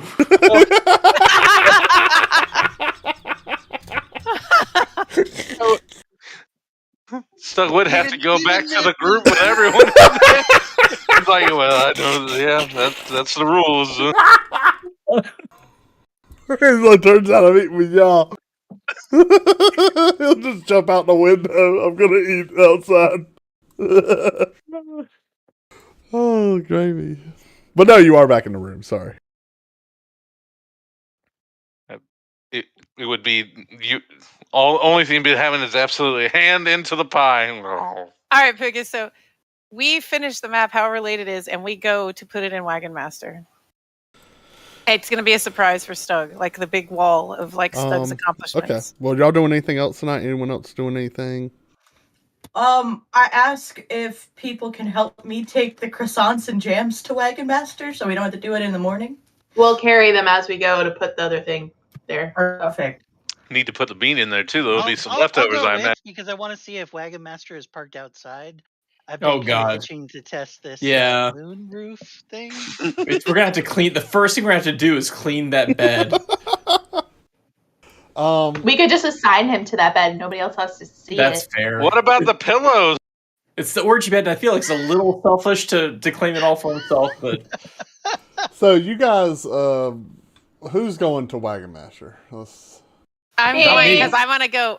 Shalana are definitely going. I'm guessing everybody but Stug. Everyone I'm except not for going. Okay, so everyone except for Stug and Ananias are not going. Right. So y'all make your way down and back over to. Wait, pause. Before y'all were literally, you were just assuming we were gonna leave the suicidal guy alone. Like, at least one person should stay with them. He's got a pie. He doesn't have like antidepressants. Oh, well, that's true. You're right, Ananias. Anywho, so Ananias is on suicide watch as y'all walk down to the Tanter Smithy, and you do still see Wagon Master parked outside. There is the tarp has been pulled back over it, and no one seems to be working on it at this time. Well, I guess that means it's done, right? I think the only other modification you had to do was the additional switch, like the two mechanism like self-destruct thing instead of just oops, we pressed a button. Yeah. Making it a little more difficult to like not to accidentally, blow up the place. I think that was that, and then like you asked him to like put a 2x4 on the front or something so you could perch on there. What time is it? Rundorth, are you here? It's fairly late at this point. I'll say at this point it's maybe late evening into night, so 7, 8. Oh, it's not that late. Okay. Yeah. Rundorth, are you here? Hello, Rundorth. Knock, knock, knock, knock. I go knocking on wherever Rundorth would be. Knock, all the houses. Yeah, you just knock on miscellaneous pieces of wood, including the wagon and the front door of the smithy. Yep. No, nobody comes. Nobody comes to Rundorth. Can we get in? The Wagon Master? When you he showed us how to open it, right? Yeah, when you attempt to open the door, it is locked. It's not opening. No, I gotta put this inside. Wait, let me check the top. Isn't there like a hatch up top that we can get into? You can crawl it through the outhouse again and open it from the inside. That might work. Maybe. I could try it. I'm gonna Crawling try through the what? The outhouse. Porta potty. The little potty. Or she crawled in that way before. No, she crawled in from underneath before. Yeah, there is a toilet seat that folds down on the side. Y'all asked for that by request. It doesn't go to anything. It's just a seat on the side of the wagon that was per your request. It folds down. It is a seat. You sit on it, and whatever you produce falls to the ground through the hole. All right, y'all asked for that in that configuration. That's what Rundorf did. Okay. He could have done something much better. It's fine. But no, there's no enclosed poop. It just falls on the ground. And it's your problem. With us. It's fine. What? Wait, yeah, that's fine. Yeah, it's not like we want the poop to go with us. Yeah, exactly. That's what it does. I think Kiri would be like, this seems natural. This is right. This is natural. Yeah, exactly. Wait, I thought we bought the model that had like the enclosed thing on it because that's where. Wrong. Okay, sorry. I'm sorry. That's wrong. Just confirming. The next upgrade will be the plumbing edition. The wrong. I just thought that's where the dude was, so I was just clarifying. This is what because the dude, y'all got one that had just a toilet seat that folds to the side, and that's what y'all wanted. Y'all wanted just a seat off to the side. And that's I don't know. He could have made something so much nicer. But no, we can't get in. There's an escape hatch under the bottom that you could try. A little bunny foo-foo. I'm gonna try it. You fail. It's locked. I figured. I guess we can just go show Stug the map. Maybe we can save it for the morning. But we wanted to load up the Wagon Master. Here? I know, we wanted to load the food up in Wagon Master. Is there like a front sitting area in Wagon Master that we can just put the boxes on underneath the tarp for now? There is a driver's seat up front. I mean, we could just put all the stuff on the driver's seat. No, it'll be eaten by the animals. They'll take the whole thing over. Just wake up Rundorf. I don't know where Rundorf is, so I won't be able to.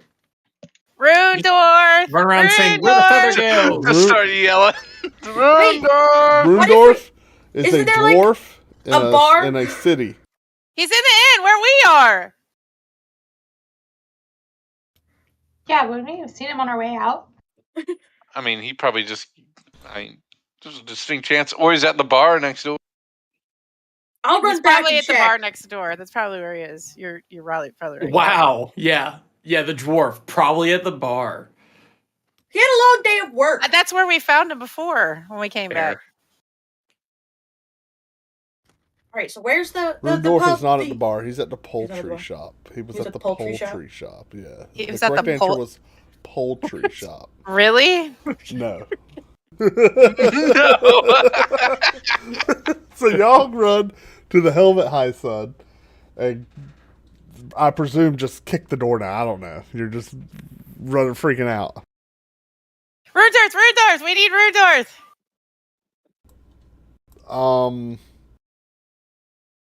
After a while of frantically running around the bar, causing public disturbance,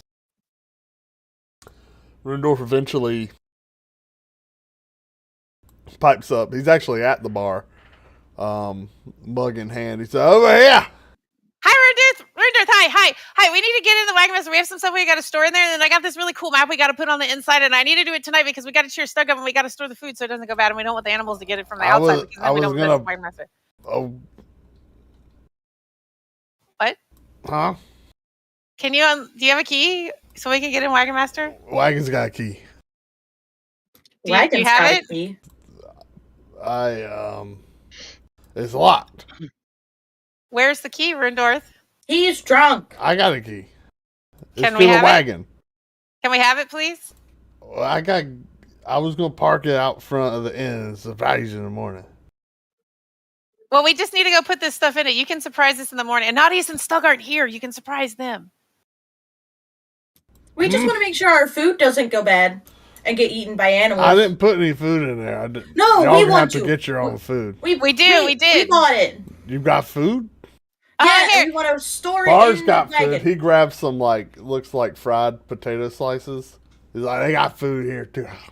Hey, Rundorth, there's your potatoes. Rundorth, come with us, and we'll give you a croissant with butter and jam on it.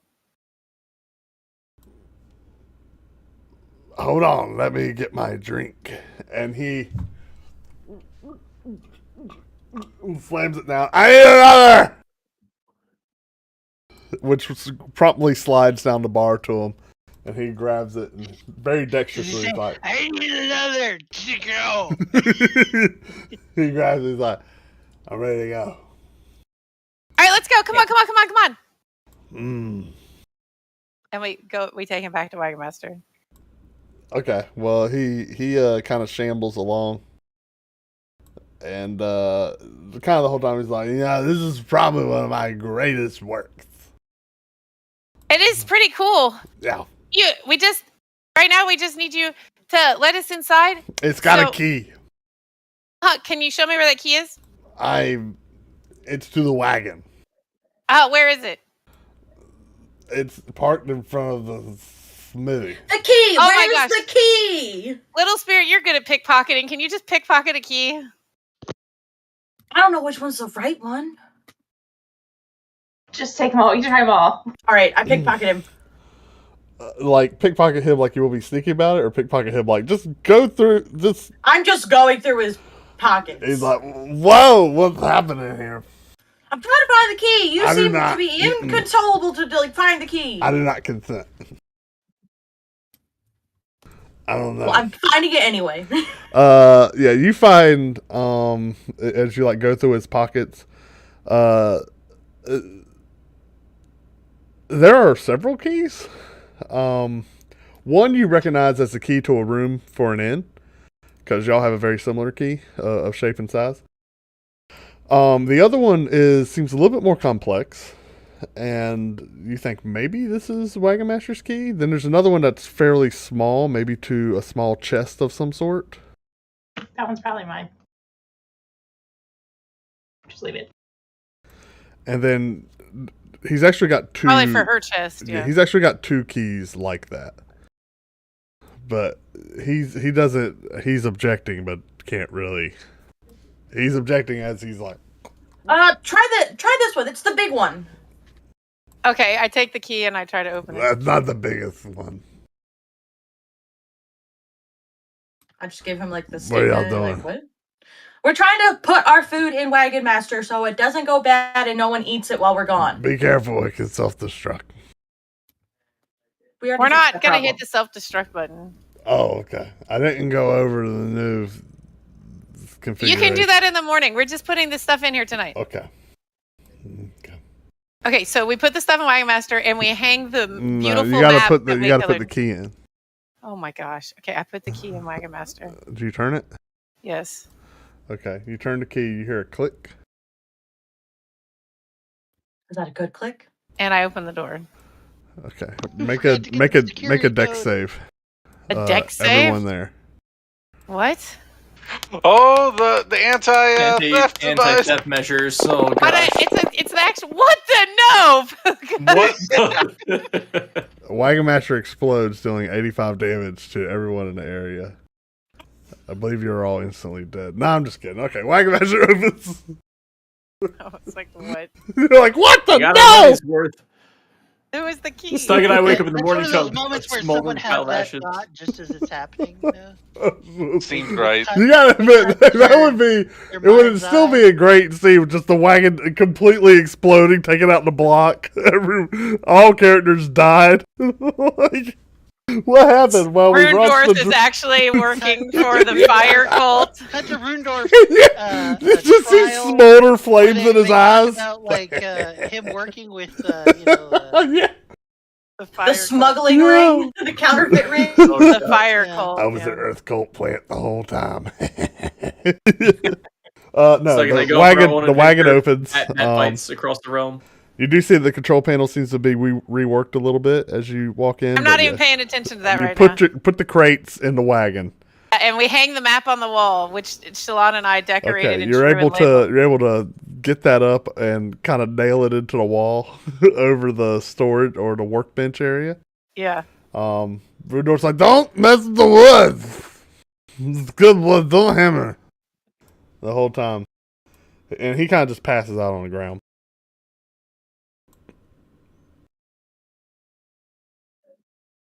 Well, I guess if everything's in, I guess we can go back and go to bed. Yep. Okay, we do that. Let's go. All right. So he's like passed out outside, like under Wagon Master. Kind of like right in front of the I mean, side like door. put him into Wagon Master. You want to pull him under Wagon Master? I don't want him in it. Can we carry him into Wagon Master? You can put him in Wagon Master. Yeah. He's drunk. No, because I don't want him eating my food when he wakes up. I don't think it's a good idea that we put him in the Wagon Master. I mean, can we carry him back to the inn? He's got to have a room somewhere. Let's carry. Yeah, he had a key. I saw it. It was like ours. He has a room in the inn. Let's go. Let's carry him back. Okay. If you actually which one of us is going to be doing that? Shalon and Quentin, because you're the biggest. Just you can like put him over Lumiki's back, and Lumiki can carry him. Get Sil. I'll help carry him. Get Sil. He's a little heavy for Lumiki. Okay. But y'all can definitely help him kind of hobble / drag him to his room. His room does have his room number on the key. Okay, I did suggest that we put the key back so we can do his surprise in the morning. Yeah, we do. So y'all leaving the wagon there, or we left the wagon there. We locked it back up. Because he wanted to surprise us by bringing it by. You gave him the key. Okay, gotcha. Yeah, it's back in his pocket. We put it back in his pocket. We locked the wagon before we left so that it's more secure. Yep. All right. Y'all trying to take a second look at the wagon and make sure that we actually need the right wagon. That he doesn't have like another Wagon Master. Yeah. Like I just want to take that was the decoy.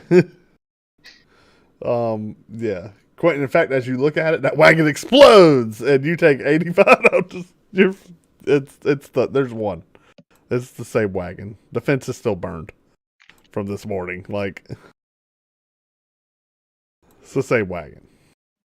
You're good. Anything else y'all want to do tonight? Cool. Very nice. Wait. There's just. Oh God. We're almost done with this session. We're almost to the moment where your 24-hour staying up late working on the control panel for Wagon Master will pay off. Nah, I deleted all that. It's garbage. Can we have a 5-minute? We have a 5-minute break, and then let's take a break. Wait, can I do one little scene for the night? Sure. Okay. So, like, as we're crawling up in bed, I realized, like, I've never slept in a real bed before, so it's way too soft for me. So then I'm pretty sure someone will notice I'm, like, really antsy in the bed, and then I just give up and just go lay in the corner on the floor. Why the heck did we get a room with 2 beds then? Yeah, right. Yes, Doug. Way to ruin something else. Kiri doesn't use it. Make sure you bring that up. Whoever got those. To be fair, no one knew that I never slept on a bed before, so people are probably surprised that I'm not in a bed. Quentin, are you butt naked while sleeping? He has his own room. I am not sleeping yet. Yeah. I am. Little Spirit, Kiri, and Shalana are they gave Quinn his own. I was about to say the moon is out. It is not a full moon, but it's pretty bright. You can definitely get some light in through the window. Was I able to get up on the roof? Does he have a big window? Give me an investigation check. Yeah. Investigation. I'm really good at you. No, you're not. Yeah, you're able to find again. Eventually you walk around enough and you're like, oh, there's stairs up. Oh, there's stairs up. Oh, there's a ladder up. You get to the top, and there's like an opening in the roof, not the like corner of the roof, but like the flat, like an attic space. 6 people moonbathing up there.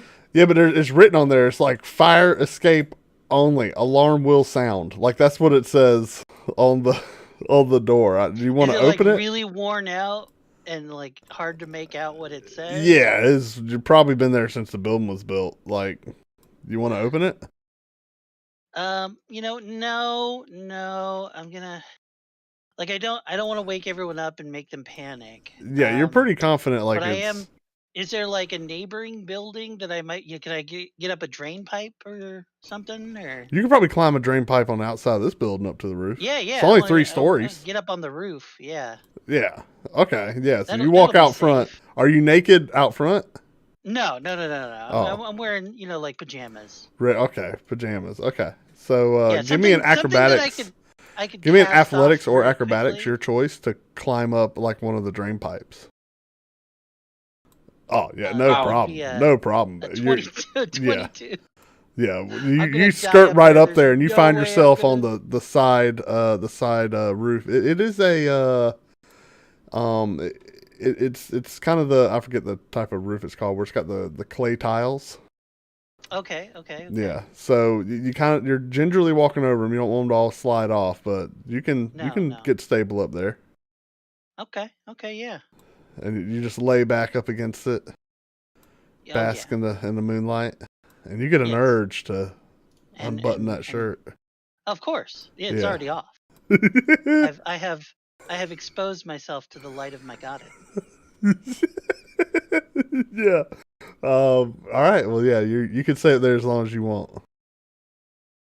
And I mean, is it too cold to sleep up there? Or? No, not at all. I mean, it's cold, but what matters? It's not. It's never cold. It's never cold in the light of your goddess. When I wake up is because I'm hearing somebody freaking out that there's a naked man on the roof of the inn.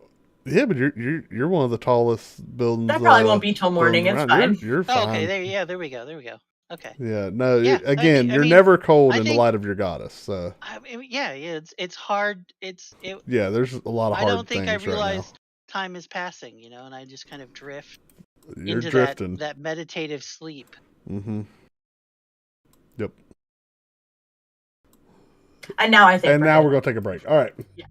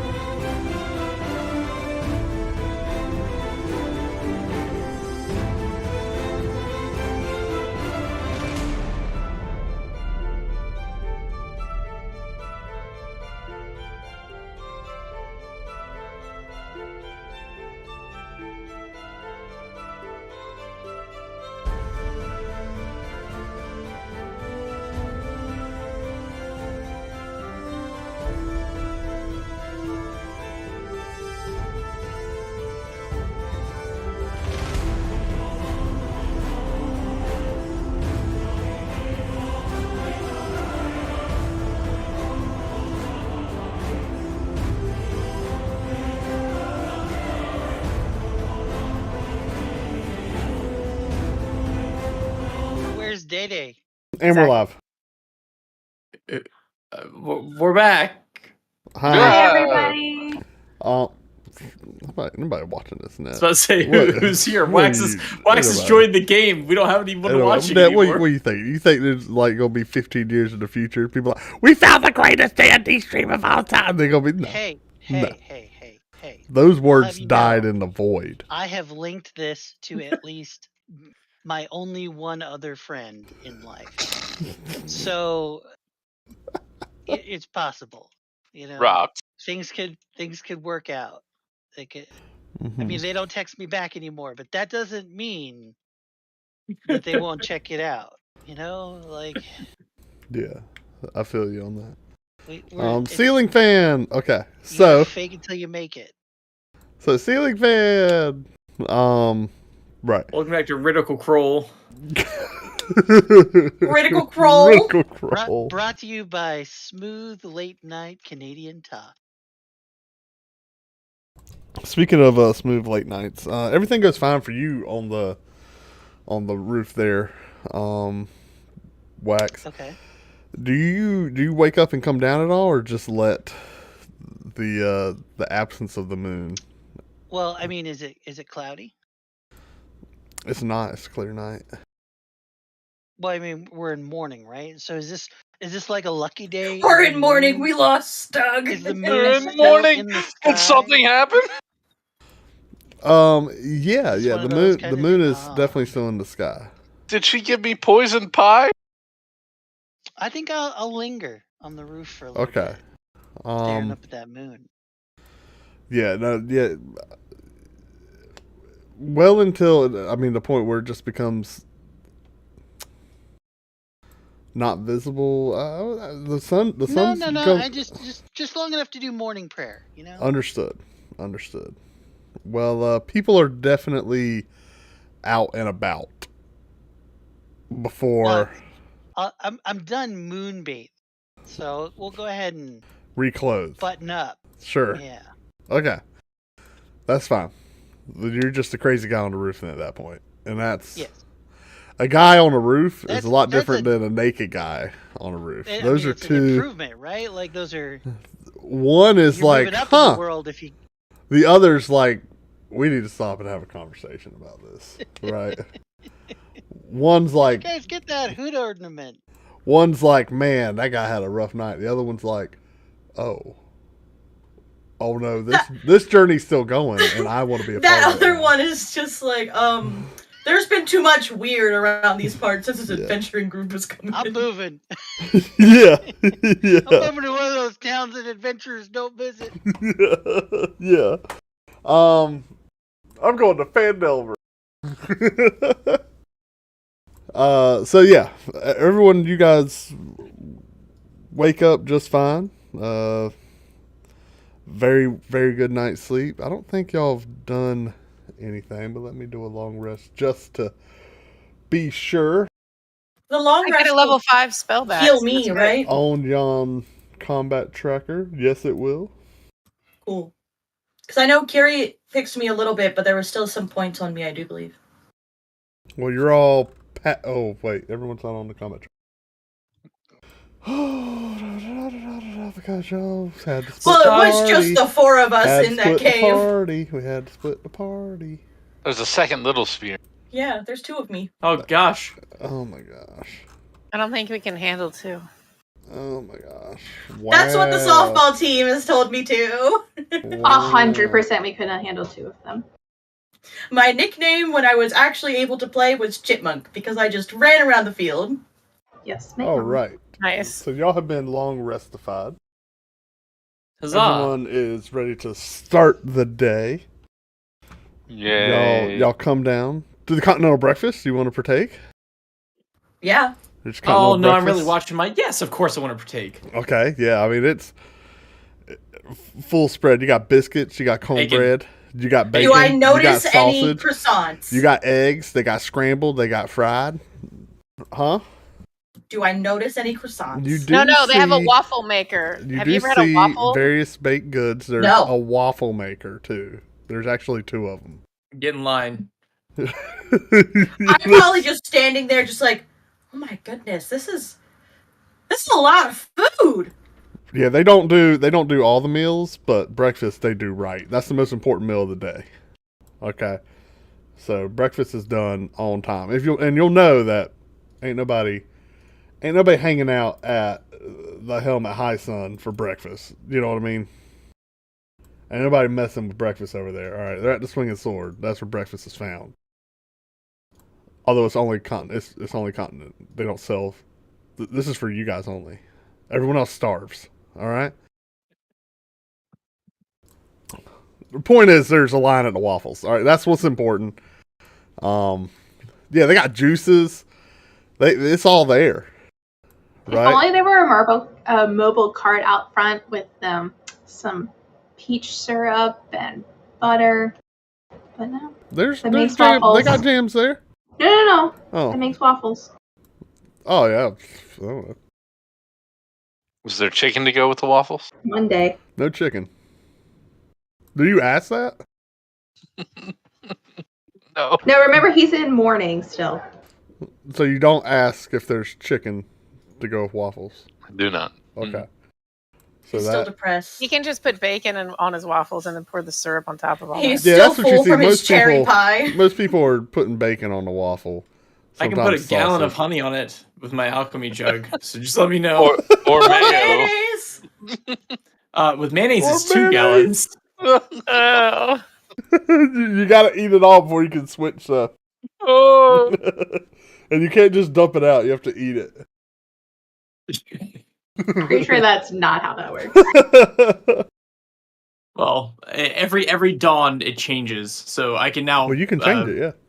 Yeah, I can. Well, I'm not gonna change it right now. Are you leaving it on mayonnaise?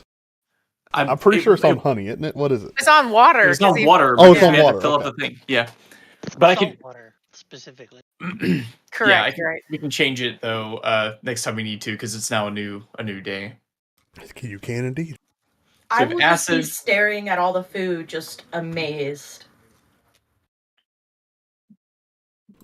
Yeah, Little Spirit, you look like you've never seen something like this. I haven't. What? I've never gotten a real meal before. Where were you before you were put in a cage? My tribe didn't accept me, so they gave me scraps. Hmm. And then I was foraging of my own, and then I haven't had a real meal, and then I came here, and then I found this amazing jam. Oh my goodness, those croissants though. Feather Gales will treat you right. Yeah, how many of those croissants did y'all eat? I don't know. I probably had one. You can't have just one. Right, so all 30 croissants have been eaten? No. No. We put some in Wagon Master. Maybe like one per person, but like there is. So we're going to assume there are still 25 croissants in these boxes. Never in my entire life have I had a croissant and been like, oh, okay, I'm done. Yeah, right. Like, you at least have 2. But they're filled. Yeah, they were filled. They were we also had barbecue. Like this was a dessert that I feel like there's got to be a will save involved. You know what I mean? I agree. I will roll it if that's what it takes. Will save. I mean, what else do you call it, man? I don't know. Why did your tribe not accept you? That's really horrible. I'm so sorry to hear that. I mean, look at me. Look at how small I am. So what? She's very small for a tabaxi. They don't normally like that. They were very mean to me. Just because you're different, they shouldn't be mean to you. That's horrible. Who's saying this? It's because when I... Let's talk cake around here. What do you mean? He's such a turd. He's making fun of the fact that he can't see her. She's so short. Well, she's barely shorter than me. Who said that? He's ignoring anyone under 3 foot. Just antlers sticking over the top of the. You go and kick an audience in the shin. Yeah, I just got scraps. I mean, I'm used to it. They thought I was gonna die when I was young. Well, you proved them wrong, and we're glad to have you. At least you are. Wrong so far. What, Snook? Good bacon. So that was the first words he said since he's gotten up. That's true. Yeah. Stug's better. They'll be like, He's thanks for Wake up in the morning. contributing, Stug. Right, Stug. Right, so far. Just to let you guys know, you do see another familiar face. You actually see Rundorth and Bruldenthar both conversing together at a table over breakfast. Hi, Brule. Hi, Rune. How's it going? Lauren? Good morning. Good morning. Did you sleep okay, Rundorth? We had to carry you back to your room. Oh, yeah. I thought we weren't gonna tell him. Yeah, the what? Oh, sorry. Nothing. You're good. Did you enjoy your night? Yeah, I was at the tavern. Yeah, it looked like you were having fun. Did y'all stop by? Yeah, we did. Yeah. You were eating potatoes and drinking something out of a big mug. Huh. Yeah, I like this town. Pretty Brule, good. how are you? Actually, I'm pretty good. You seem to have a situation. My antlers. They've yeah. They're cool. Your antlers. I'm not familiar with halflings growing antlers. Well, funny story. I'm not a halfling. Oh. Really? I'm apparently an atrial. That's what I learned. Come again? I'm an atrial. An atrial. Yeah, she's a little fairy jackalope. I'm what? Who said that? Rundorth? Oh. Sorry, it was confusing because you're talking as two people. Sorry. Well, that's a very interesting discovery for you, I guess. Yeah, my parents were actually Fae, and I didn't know it because my the halflings raised me, and I thought they were my parents, but they were like my adopted parents. I mean, they are my parents, but they were my adopted parents, and so but my real parents were actually Fae. I think I'm getting wings. Do I have wings? And I turn around. I mean, I'm wearing a shirt, so like even if they were under there, yeah. I don't see any wings. Are you going to be returning to the Feywild? No. Oh. You said you were... I mean, at some point I will, maybe. Oh, well... I have to find the elf. I have to find Telestial. Oh, sure. I wouldn't advise staying away from very long, though. Why? Well, for creatures, for Fey creatures, there's a certain connection to the Feywild. You... how to put it? I've been away from the Feywild my whole life. What are you talking about? Like, I didn't even know I was one until like 2 weeks ago, 3 weeks ago. I don't know. Well, maybe then 4. how did these events, 2 years changes, ago, how did these changes manifest then? Did you I go heard to some little voices in my head, and they called me to the forest, and it was actually my friend. Her parents aren't her parents. It was Beetlesong, the sprite, and she had me come back to the forest. And Inker, the dryad, that was Beetlesong. So she was there. What forest? I forget the name of it. Pookha.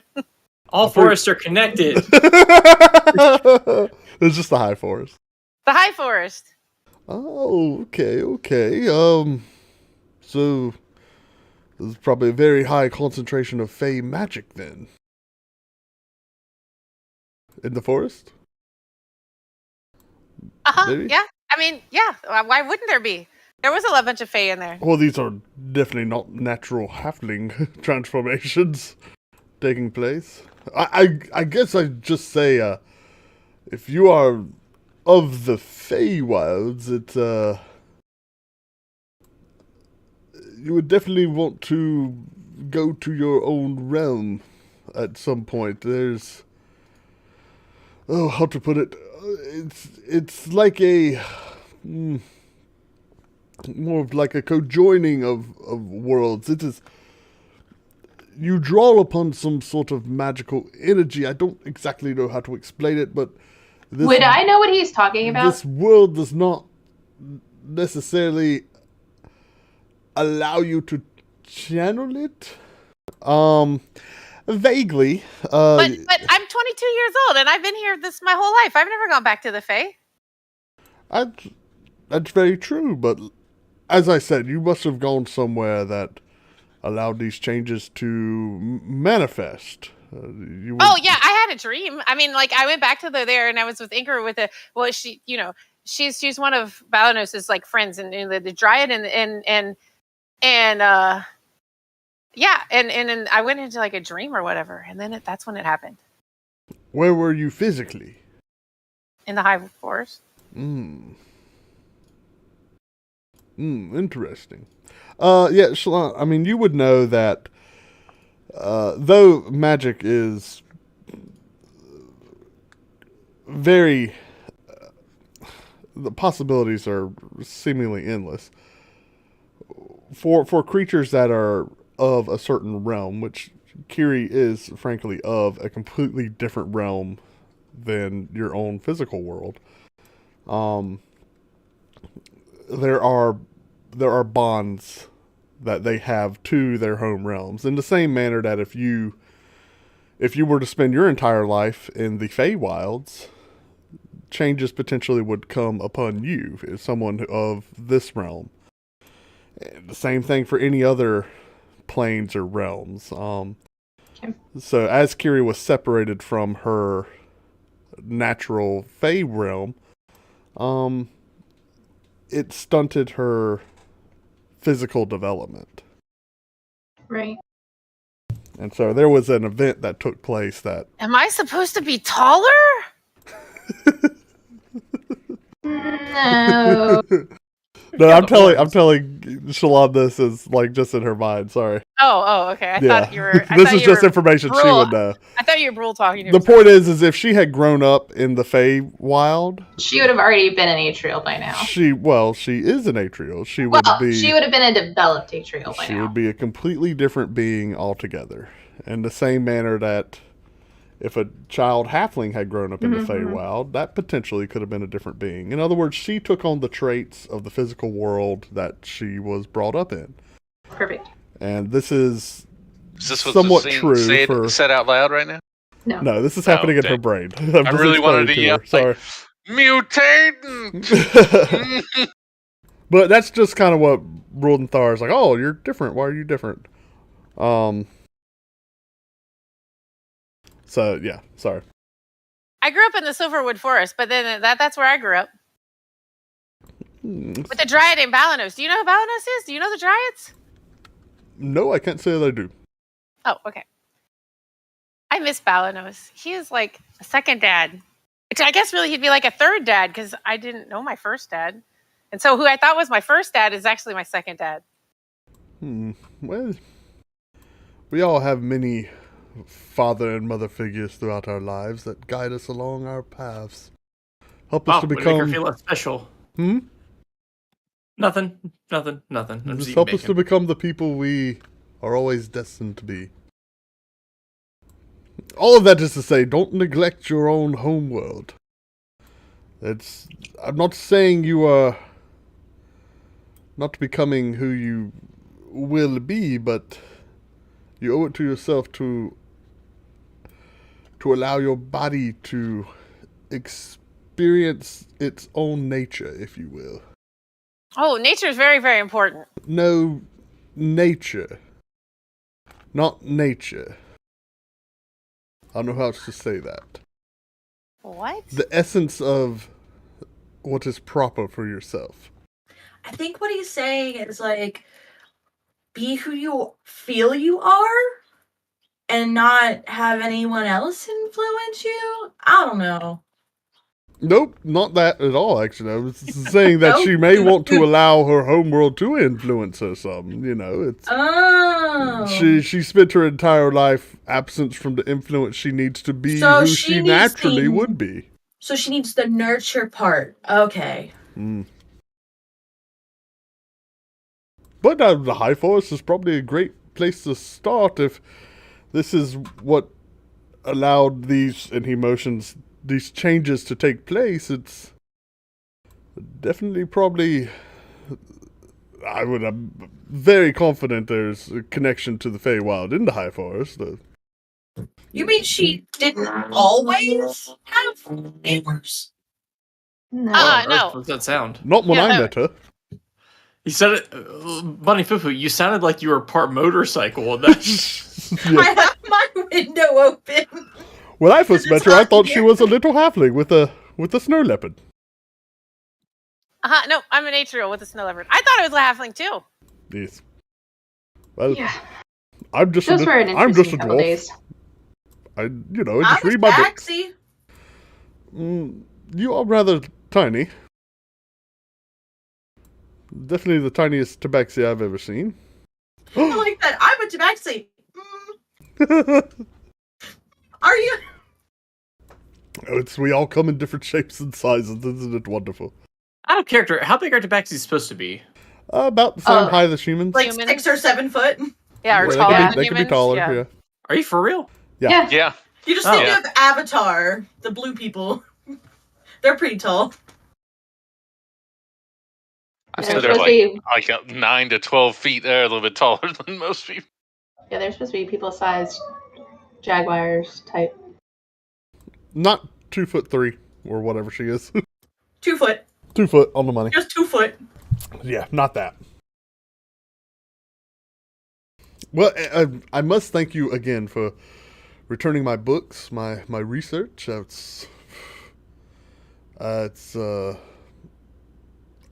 can't put it into words. Thank you. You can so put it much. into cash. Well, I'm pretty confident I did. You wish didn't for I? that. He did put it into cash. I thought I did pay y'all. Yes. You did. Are you sure? He's like, The memory might be slipping there. Carrie's like, oh, nuh-uh. Another said, say, nuh-uh. No, I actually, weirdly, do I remember that he had to wait till he got his money so he could pay us? That happened. When he got back to... Oh, he did get his money back? Okay. Yeah, y'all have already spoken to him about. Okay, good. Okay, if you guys say so. Well, I'm gonna go get in line for the waffles. Whatever those are. Oh, they're wonderful, delightfully fluffy yet crisp at the same time. Oh, this is a wonderful invention. Is it like toasted bread? Yes. And you can pour syrup on top of it. Yes. Syrup. Or a gallon of honey. It's like a different textured hot cake. What's a hot cake? Little Spear, would you like one of us to make you a plate so you can kind of get the essence Yeah, of what how do all you of even this get should up be? there and make it? Yeah, that would be great because I usually get scraps, so I'll make her a plate of what she should have for breakfast. Okay. Well, thank Don't you. forget the veggies. What veggies for F the breakfast? To make you Breakfast? big and strong. You need it. You see a plate with celery and ants on a log. Oh man. It's like, ugh. Okay, not putting that on Nobody's our touched plate. it. Out of character. Ants on a log. Like, who came up with it? Does anyone like this here? I don't know if I'm going to insult anyone, but like... I don't like celery. I don't like raisins. The only thing I like is peanut butter. Yeah. Like I like that- it if you make it with chocolate chips, not raisins. It's just celery, though. Like... Celery. That defeats the purpose. I actually like celery. Celery need not exist. If you're going to eat a green, just eat broccoli and be done with it because broccoli's on Or point. iceberg lettuce. Celery sounds like the anti-food. The amount Lettuce of calories has you no- get from chewing it. Lettuce are lost has by no purpose to exist. I do not know why lettuce exists. Bunnies. I love lettuce. I despise Bunnies. Me. lettuce. Bunnies Spinach. eat lettuce. Spinach is fine. Spinach has a I like place. spinach. All right. Spinach has substance. It's not just water. Lettuce is dirt water. Okay, let's play. Sorry. I hate lettuce. I make her a plate of all the delicious. There's things no that are lettuce up in this on the- world. All lettuce just disappeared. That's my power. Okay. Don't challenge me. All right, we eat breakfast, and hey, Rindor, can we get to Wagon Master now? You notice somebody, by the way, I just want to say, you noticed somebody, they had like a wrap, it was almost like a burrito, but all the pieces just fell out onto the plate. They're like, oh, what? And they were like, what happened? They're like, my wrap. They're like, wrap? They're like, yeah, I had it wrapped in, and they try to say something, but they don't know. They're like, it was, And they're like, what? It was like leafy. What? Like cabbage? Like, no, it was. And they're reaching for a word. They just can't find it. Like, you just made a mess. Well, don't pick it all up and drop it like that. That just happened. Oh my gosh. Yeah. We don't know what power we're contending with. Sorry. You were saying. Okay, God. We understand. just, you were saying. Who was So we saying? go eat breakfast. Okay. I make her plate of all the delicious things that she should have in the proper way. Yeah. Then you got yourself a waffle. And off to the side, the plate is rimmed with some sausages. There's eggs on another plate. You don't want to get them together with the waffle. There's bacon. It's on top of the waffle though. She Right? made the bacon, a smiley face out of bacon. Yeah, she Yes. put syrup. She didn't put syrup all over it. Like she bought like a vessel for the syrup. Okay. But there was some sweet whipped cream as well. That's piled in the middle of it. Yeah, it's lit up, and there's also butter that's been scraped across the top. The top of the waffle. It's not like it wasn't this butter. It was. Again, guys, you understand, we live in a privileged world. Like, you don't understand what it's like to just have butter sitting out at 70-degree temperature. Like, this is good butter. It's not like it's whipped to be. This is regular butter. It's just super smooth and spread. Guys, you don't think about this because we have AC, right? There is no AC in this world. This butter's good to go. Okay. I want to kill some wolves.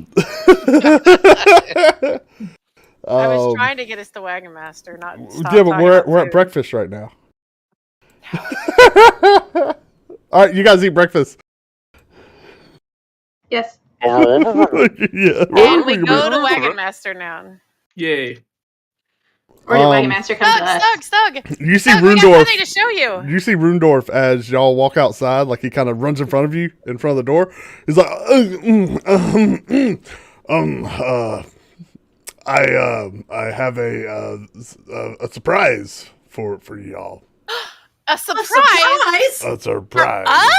For us? Yes. No. Yes, I do. I took a couple Could liberties. this surprise be?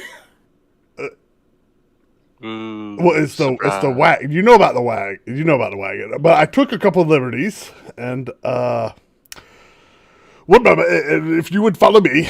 And he walks to the front, and you see he opens the front door, and out on the street is a large, very large object covered with a humongous tarp. Are horses, all four of them, tethered to it? Do you see the horses underneath? It's a humongous tarp. They had to individually put a tarp on each horse. It's a humongous tarp. It is pretty long, and it looks like there's possibly something moving under the front. I mean, how else did he pull the wagon there? That's a humongous tarp.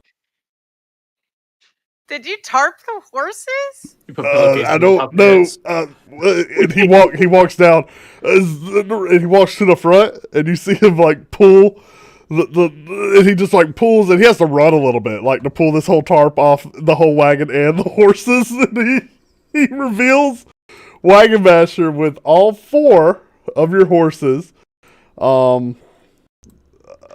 bridled up, and there's also Merriweather and Chesterfield standing beside it. Merriweather has his cart under the tarp. And he does the grand Wagon Master reveal. Wagon Master 5000, he must have got up real early because Wagon Master 5000's had a shine put on him. All the little pieces of iron and steel and various pieces of brass have been shined to a polish, and looks like the wood lacquer also got some buffing. It's, guys, the light hits it just right. It's possibly the most beautiful thing. The most beautiful thing you've ever seen. And Rundorf, in this whole wind up, says, I present to you the Rundorf's upgraded Wagon Master 5000.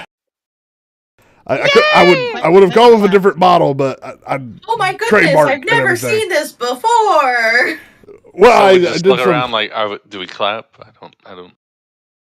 Thank you, Rudorth. It's beautiful. Kiri's clapping too. I elbow Stug a little. I'm like, come on, it's what you wanted. Stug, I'll ooh, you ah. Like y'all clap, and there's some other people on the deck. They start clapping too. They're like they don't know. It's like spontaneous clapping. They're just as confused as the day we showed up. They're just like, what is going on? Now, again, to describe the wagon, it does look. Will leave faster. It does look like a standard enclosed wagon, right? Like hard tops, hard sides. There is the wraparound glass window for looking out. It doesn't.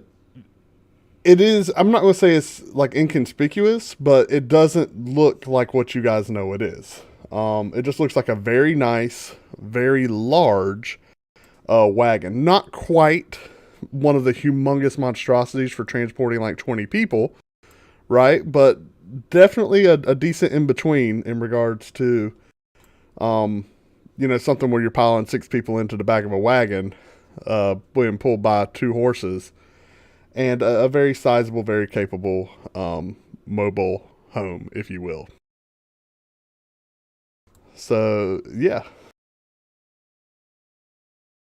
I'm ready to go adventuring. Stug, come here. Yeah, I have to get on it. Oh, okay. Yeah, I'll follow. Yeah, the outside seems to be made of, looks like oak paneling. And it's got large, like, or it's like iron rivets all throughout it as well for extra durability. The coloring is kind of like a dull brown. It's not that it's faded or anything. It just looks like it's made to kind of blend in with any general surrounding. To look, it just doesn't stand out, Although it is very clean. Come here. I'm right here. Okay, come inside. Come here. So it's 8 steps for you is 1 for me. Okay. Yeah. So as you guys walk down, if you're looking like at the horses, looking towards the wagon, so from the front looking towards it, the door is actually on the left-hand side. Okay. So with it standing in front, it's actually on the opposite side of. Well, actually, no, it's facing south, so it's on your side, if you will. Okay. So it's on the left-hand side is the main entry door. And the driver's seat looks like it could comfortably, 3 people, it's a pretty wide wagon, so 3 people could probably comfortably sit at the driver's seat at any time. Or like 8 people if they're Kiri Little Spear side. Nice. But 3 normal size people. Okay, so we climb in. What am I supposed to be looking Come at? back here. Oh, what? Oh, what? Don't, hold on. Don't get so hasty. Oh, sorry. Oh, I thought it was in there. Never mind. Yeah, Rundorth is waiting at the side door, and he presents y'all with 2 keys. Oh, what are the keys? Well, they're the same key. One is for, you need a spare. You can hide it, like... I've got this little rock. Oh, I can hide it. I stick it in my hair. Yeah, he has like a little rock. He's like, look, you can slide it open and put the key in. Oh my gosh. And slide it closed, and then you just cast this somewhere in the campsite. So if anyone, you can, just put it in your fireplace. And, do you have a fireplace in this? No, put it in at your campfire. And then if you ever have to go adventuring, come back, someone tries to get it, and you're like, you've got your key. But if you ever lose it, you've got your rock key. It's hidden in the rock. Oh, or you can tell somebody, go to our wagon. You tell them where it is and tell them there's a fake rock in the fire. And then they get the fake rock and they find the key. It's very convenient. Oh, I think it'll catch on. Start rummaging through my hair to get the key. All the elderly people seem to enjoy it. All the elderly people? Are you calling us old? No, I'm just talking about the people of the town. There's a lot of people have their house keys in these rocks. Oh, we should go. That's good to know. That's not sure. If they all look the same, wouldn't everybody know then? Oh, they're all different. I paint them different. You'll never find them all. Oh, I okay. might. Yes. I'm going to stop talking. Oh. Anywho, there's 2 keys. Here's both of them. And for you, my dear, Shalon, he gives you a little, it's a much smaller key. There's the secret compartment. It's the lockbox key. You can keep, just anything you want to keep secret and safe in there. My jams. And this is the fireproof lockbox we talked about. Oh, it'll even survive the self-destruct. Perfect. Yes. And that's under the front seat. I don't remember where would y'all like the tour? Yes, Yes, yeah. Let's give us a tour. Absolutely. So he opens the door. He's like, "Please step inside." So he says the wagon is the interior is broken up into really 4 main sections. Wait a moment. Hold your horses. Who made a map of all the places I've written a poem? This is beautiful. This is so thoughtful. That's really nice of them to do that for you. Actually, how did that get in here? Hey, Stug! Look, Shalon and I made a map and we labeled it of every place where I know, it's everywhere where Anadius did his thing. No, He's already told me. It's fine. No, Stug! We've had a breaking and entering. He's checked the secret. Hold on. Stug, we labeled it. Look, it's a beautiful map. It's like 4 feet by 3 feet or 4 feet by 5 feet, and it's huge. And there's tiny detailed drawings of the actual monsters. Of that was my portion. like actual real drawings that actually look like it, and like my pretty handwriting on it, labeling, and like how many you killed of each one because I had it all written down in a journal, and it's all in the map, mapped out everywhere.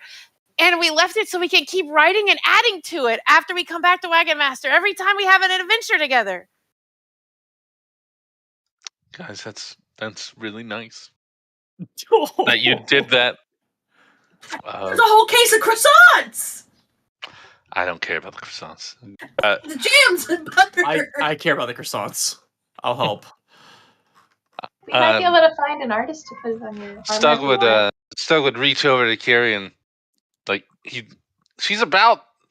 Could his hand go like completely around and just pats her on the head, trying to miss the horn. Thanks, Doug. It was like an awkward. He was trying to be awkward, nice. It's like the nicest thing Stug's ever done. Shalon, he'd do something very similar. He'd like go out to shake your hand and thanks. Also pats her head. Yeah. An awkward hug. He's just like awkward. Like he's like. All you got was a snuggle. Is that what Yeah. You got a snuggle? I said I want an awkward hug. All I got was a snuggle. It was very nice of you all. Did I put on my armor before I went down, or am I walking around with just I think you're armorless right now. And just pants. Yeah. No top. I always assume if you're not in your armor, those are the only pants I have. The other ones are gone. I always assume that if you're not in your armor, you're in essentially like just padded. Like you're wearing your armor pads. Can I tell the difference between him not wearing pants and wearing pants? Yeah, I mean, yeah, you can definitely tell the difference. What? Okay, I immediately am. Wait, Stug, are you still wearing those pants, or? I thought those were the only pants I had. No, you have clothes in your backpack. Like, you have traveling clothes. Yeah. You just haven't used them. You just didn't take them. All right, maybe I like these pants. Okay. There you go. Yeah, so you're still wearing no special for him. So you're still wearing no top, just the pants, right? She said that's how I'm supposed to wear them. Yeah, well, that was her recommendation. So I'm just making sure we know. I mean, don't you take your tailor's recommendation seriously, Pookha? Yes, I do. Well, now that's settled. Yeah. Right. So, Stuck would just be staring at it, like giggling everyone. So when you guys walk in, you find yourself remembering your kills as you're reading it. Exactly. You find yourself in a very spacious, well-lit area, and it's actually well ventilated too. You feel a decent breeze coming through, and that's thanks to what appears to be an adjustable skylight in the back area of the wagon. The floor is made of sturdy wood, and you actually see iron rings that appear to be kind of strategically placed throughout the space. You think maybe they could be used to tie down cargo or even prisoners, whatever you need. We don't take prisoners. Or if Quentin convinces y'all to do the moonlight orgy, whatever, it's all up in the air there. So the interior is divided into several sections, right? There is in the back of the wagon. Actually, hold on. This is Rundorf telling y'all. This is like in the back of the wagon, right? You have your dining and sleeping area. Okay. Up here at the front, we got a storage area, and then right here on the left, right by the entrance here, we got a workbench, and on the right, on the opposite side, we got a cooking area. All right. And let's go to the back first. I'm gonna go to the back first. He walks you to the back, and right now he's like the dining. I call it the dining / sleeping area. All right, it's kind of both. It doubles up. So you see, it's pretty spacious. It looks very like an open design concept. It seems pretty large to accommodate 6 people comfortably. So with the size of some of your party members, even more comfortably.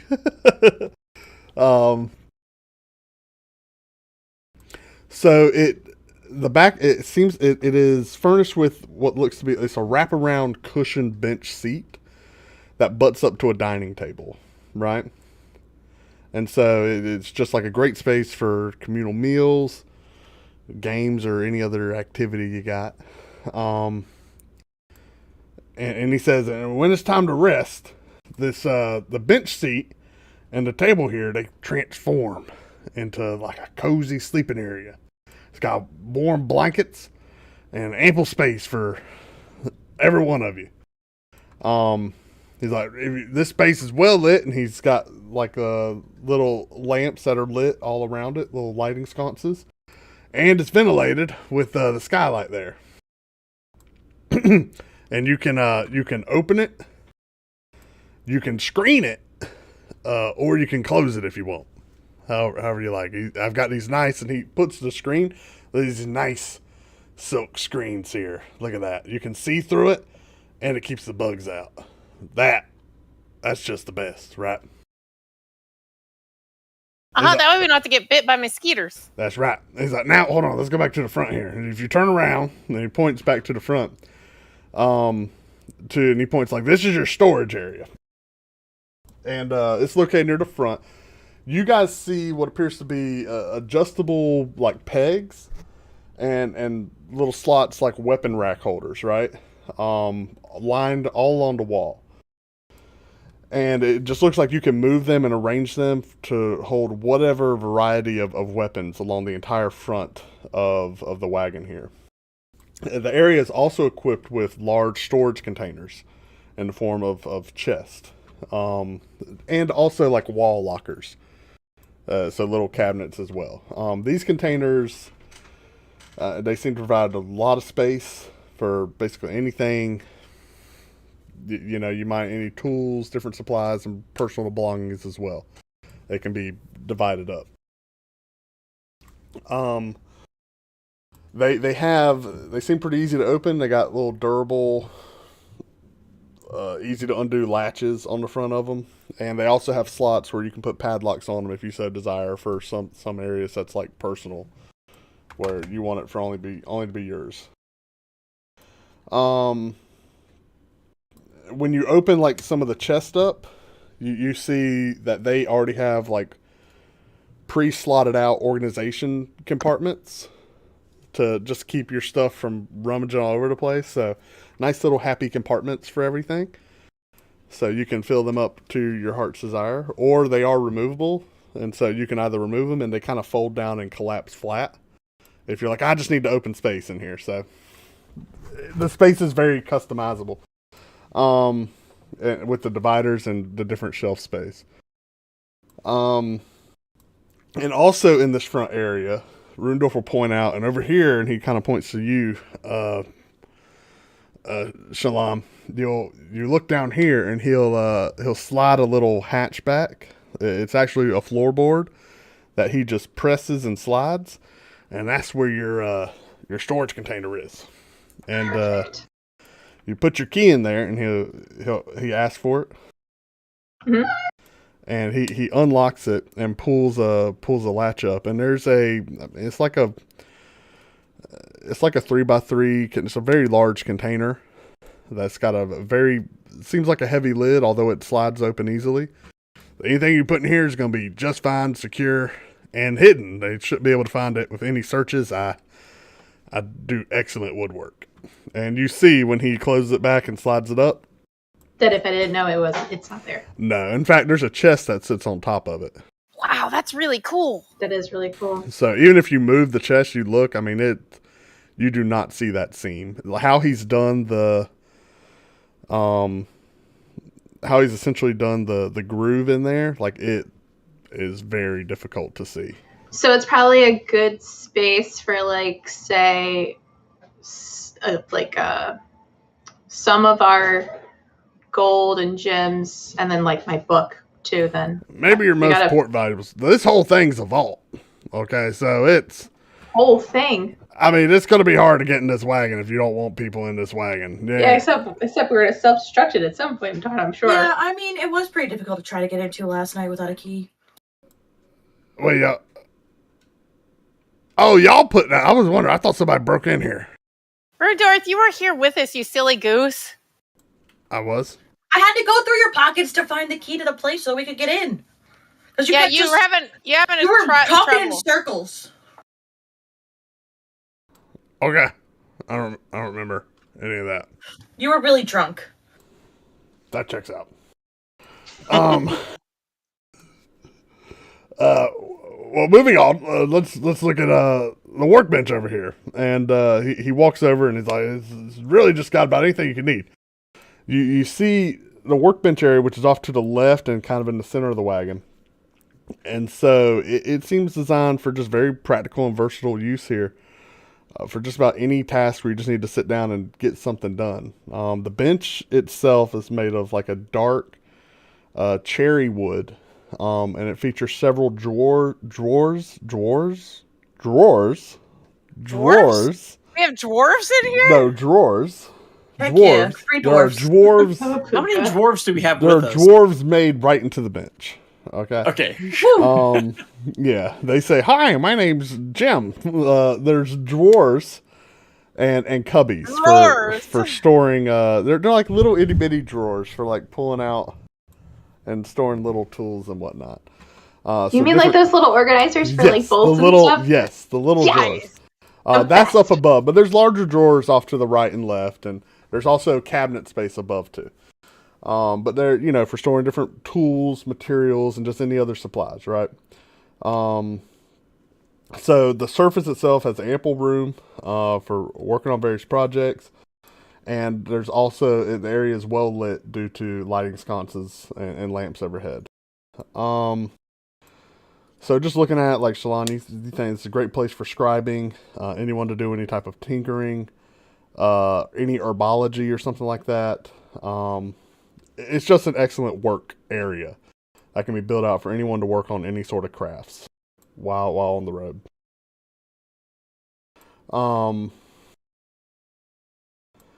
And then he moves you over. He's like, "All right, and everyone turn around." And on the right-hand side, kind of in the middle, he points to the last kind of area on the interior, which is the cooking area, right? So on the right-hand side, right in the center, there is a sink, a stove, and pretty decent counter space. Again, about the same size as the workbench area, but just in a cooking area. It even has a slight little bar, but not too large. That's more like prep area, if you will. So the stove itself seems to be a wood burning oven with multiple burners. And the sink, he'll point out, like that sink there is connected to an external water barrel. And so the sink actually has plumbing connected to external barrel. Now, so long as that stays full, you get a steady supply of water. The countertop seems to be made out of all butcher block. And it seems ample size for, any food prep that someone might do. There's plenty of cabinets and drawers here. So, you can light up with whatever cooking supplies you may need. And along the wall and a little bit, like just on the right-hand side of the area where the cabinets are, there's some hooks for like hanging different pots and pans. All right. He's like, that's about everything, convenience-wise on the inside. Y'all wanna maybe head out of town and I can go over some of the battle features? It's really not safe to do that here. Yeah, we probably shouldn't do it here, I guess we learned that from the fence yesterday. Yeah, someone will die. We'll find some starving wolves. Yeah. No!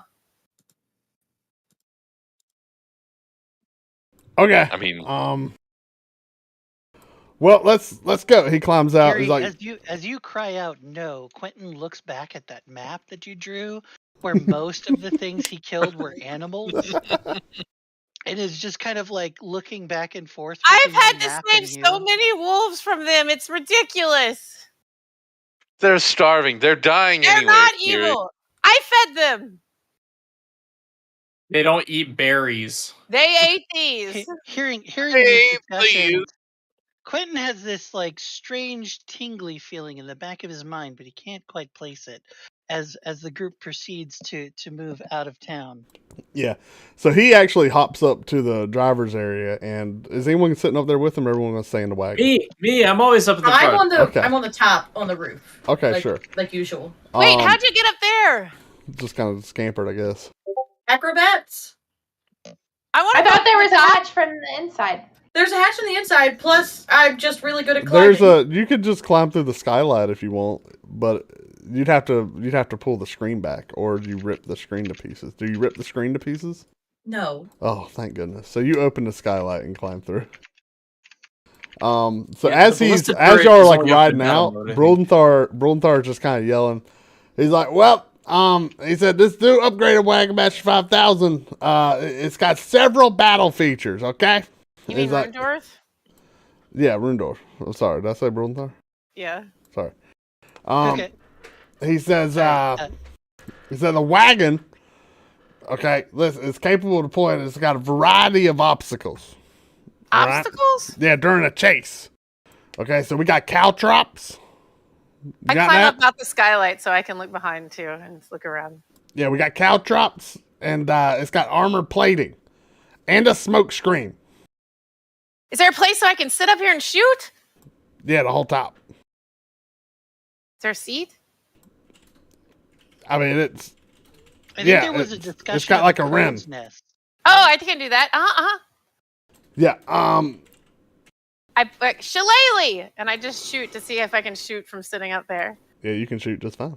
Yeah. Okay, I shoot flower petals out. Okay.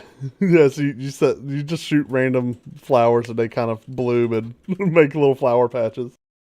It's got the smoke screens and the wheel blades. And there's also the flame turrets. Okay? They'll ignite anything in close proximity. Alright, it's also we got flares. So if you're ever fighting at night, you can deploy the flares to light the whole area up. Okay, so if you got any one of you guys is just stuck, you can't see it at night, right? That's got the flares. Everyone likes the flares.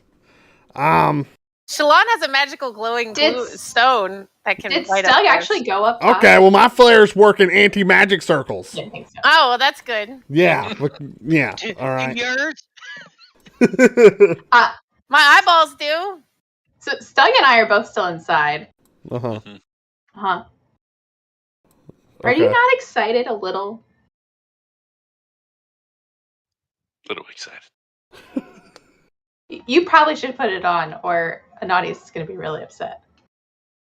Do it. Do it. I'll put it on. Okay. Is this a tabard?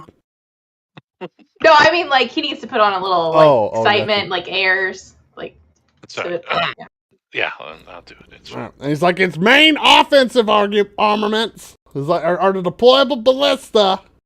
Ballista. Yeah. Best part. And we got the forward firing sausage maker. What? I call it the sausage maker. Wait, Delicious. what? It's not actual sausage, guys. Well, I guess it could. No, that's incorrect. It makes sausage. I wouldn't recommend. With all the spices and everything. I put my head down. Does it make jam? You know, I could probably put spices if I put them on the blade. It would leave them behind. Spices on the blade. I might could work that out. Who eats goblin? Ew! Well, I figured that's what y'all were gonna use it on. It's It'll work on anything made of meat. I wouldn't hit it like a rock with it or anything. Y'all want to see it? Yeah. Who's inside? Actually, I can do the blade from up here. He pulls a lever. Just pulls a lever? Yeah, he pulls a lever. Duck! Talking to you, Anadius. Not ducking. Not ducking? Oh, no, I said, ducking. Yeah. So you don't really have to duck much, right? But right above your head, you see a little slot open. And y'all have seen this before, but a circular blade about the width of the wagons, or about the length of the wagon's width, right?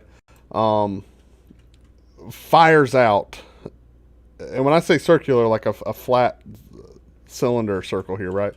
Fires out. And then the second it gets flying in the air, quickly expands into this large spiral of just, of just nasty, shiny blades. It's the thing we saw hit the fence, right? Yeah, it rolls down the road. It rolls down the road for several hundred yards. This thing is cruising. So that's a one and done kind of thing, huh? Yeah, it's definitely a one and done, but you could easily, it's more of a, like, let's carve a path. Can we put it back? Oh, yeah, we'll go get it in a second. We're heading that way. But you fire this bad boy and say, yeah, on the horses, you could chase that blade down, you know? Yeah, just Did obviously. you just cut a whole bunch of trees in half? No, I shot it down the road. Oh, okay. Yeah. No, you want to go in the woods? We can probably find something. No! Make some deer sausage. Do the horses seem to be pulling and, like, responding okay, or are they struggling? They seem all right. They're doing their thing. You got 4 of them, so yeah. they're doing okay. And he eventually you guys pull up to the blade. Chesterfield's probably drooling a little bit. Huh? I said Chesterfield's probably drooling a little bit. Yeah. You guys pull up to this large circular blade. And when it stops rolling, it actually automatically just lays flat. And so you see this large blade just laying in the middle of the road. It's like, yep, easy peasy. And it's like, and he walks out to it and picks it up. This is someone else. This is kind of like a 2-man operation here. Anybody else? Stuck will hop down and go to ground. Okay. A little pep in the step. Okay. Hey, Shalon, I just thought of something because I was thinking about the animals, and I was thinking about how I gave Lamiki food. Have you fed Eris Turtle? 100% we fed Eris Turtle. Okay, good. Definitely didn't forget about him. Where is Eris Turtle? He's in his backpack with some food.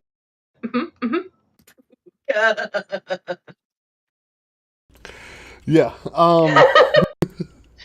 I don't know. Earlier, Quentin had this We did have a bunch of meat. We did and buy like 100% pounds and meat, pounds too. of meat. private message about Eris Turtle. So, yeah. You notice on the blade slug, he points out, he's like, you gotta grab him here. I got some dull spots. You can actually pick this monstrosity up. And he shows you specific, like, handholds where to grab it. And you guys walk back over to wagon. And he just kind of slides it back in that slot there. Mm-hmm. And he pushes it in, and you hear a distinct click. And then he just kind of slams the little panel closed. And he's like, yeah, it actually tensions off the wheels, so you just get going a little bit more, and that thing will wind right back up and reset. Pretty slick, right? I got the auto-loading feature working off the ballista, too. Right off the wheels. You got to be moving. If you're stopped, you got to hand crank it. Sorry. Okay, moving on. So that, I mean, that's... Is this everything you wanted? It's everything and more. I was about to say, is he like tearing up in front? He's like, yeah, let's go inside. I want to show you guys the control panel here, okay? Now, again, this assumes that you're going to be in battle mode, right? Like right now, we're in travel mode, okay? But in battle mode, this assumes that you guys are going to be inside the wagon. Inside or on top of. That said, if someone's up on the wagon with the ballista being driven, it might be a little difficult. So you can work it. Just don't accidentally shoot whoever's driving the ballista. Don't kill your party members. All right, that thing's got a big field of view. You can almost shoot off the side right down beside the wagon. You gotta be careful. Don't kill party members. Yeah, write that down. Okay. So he walks you up. He walks you over to the control panel. He's like, let's take a look here. Everyone, shut the door. Let's shut the door here. And so you guys are all in the wagon. Y'all are just kind of on the road. He's like, first things first, we got battle mode and what I like to call travel mode, right? Now we've got the buttons are broken up here to different sections. These are your utility buttons. Okay. Guys, I'm sorry to do this. I'm going to have to hop out. You're not listening to the utility buttons. I'm sorry. Just mute your camera. Don't leave yet. You'll mess everything up. You can't just walk away. Just walk away. Just walk away. He's like, these are your utility buttons. Bye. I'm waving, Sean. I'm waving. You can't hear me, but I'm waving. He's like, when we're in battle mode, our utility buttons don't work. I don't want you breaking your camping table because you're trying to launch some flame traps at some goblins. Anywho, let's go over. Let's put it in battle mode. He presses a button that looks like some crossed swords, right? It's like, all right, we're in battle mode. And see, look, and he presses another button that looks like a little campfire. He's like, that's your camping table. Not working. We'll go over that later. All right, we're in battle mode. First things first, I like to do the armor plating. He's got a button that has a shield. It looks like a shield with a scale on it. Do you have this all written out somewhere so we can remember it when we actually go to use it? Yeah, absolutely. Okay, cool. He has a button with a shield with a scale on it. He presses do you have a diagram too? Yeah, I got that too. Oh my gosh, that's amazing. and you guys hear like a ching ching ching ching ching ching ching. He's like, that's the scale armor, and you hear armor essentially unfolding around the edge of the wagon. He's like, that stuff will keep, any fire. They try to burn this thing. That'll really protect it. Also, any chopping weapons, they ain't messing with that. Scale armor's tough. He's like, once you got your armor out, maybe you want to do the ballista. Who wants to seat in it? Me! All right, hop in the seat. You see him pull or essentially hit a button, which is a symbol of a crossbow on it. He taps that, and the seat comes down from the roof right into the middle of the walk area. All I have to do is hop in that seat? Well, you got two buttons in there. Okay, I'm in my seat. Yeah, you got an up arrow and a down arrow. Okay, up. Yep, and there you go. Do I have to press and hold it, or can I just push just tap it, and you instantly you launch up, and you pop up through the top of the wagon, and then a ballista at the same time pulls up from the wagon and kind of reverse unfolds and presents its handle right in front of you. My eyes are as big as they can get with just pure joy. Yeah, you see it's already loaded with a bolt and pre-tension, but there is a crank on there. In addition, it's got like a bolt. It presents you with a bolt with like a magazine coming off the side that you can pick another one up and just slap it right on there.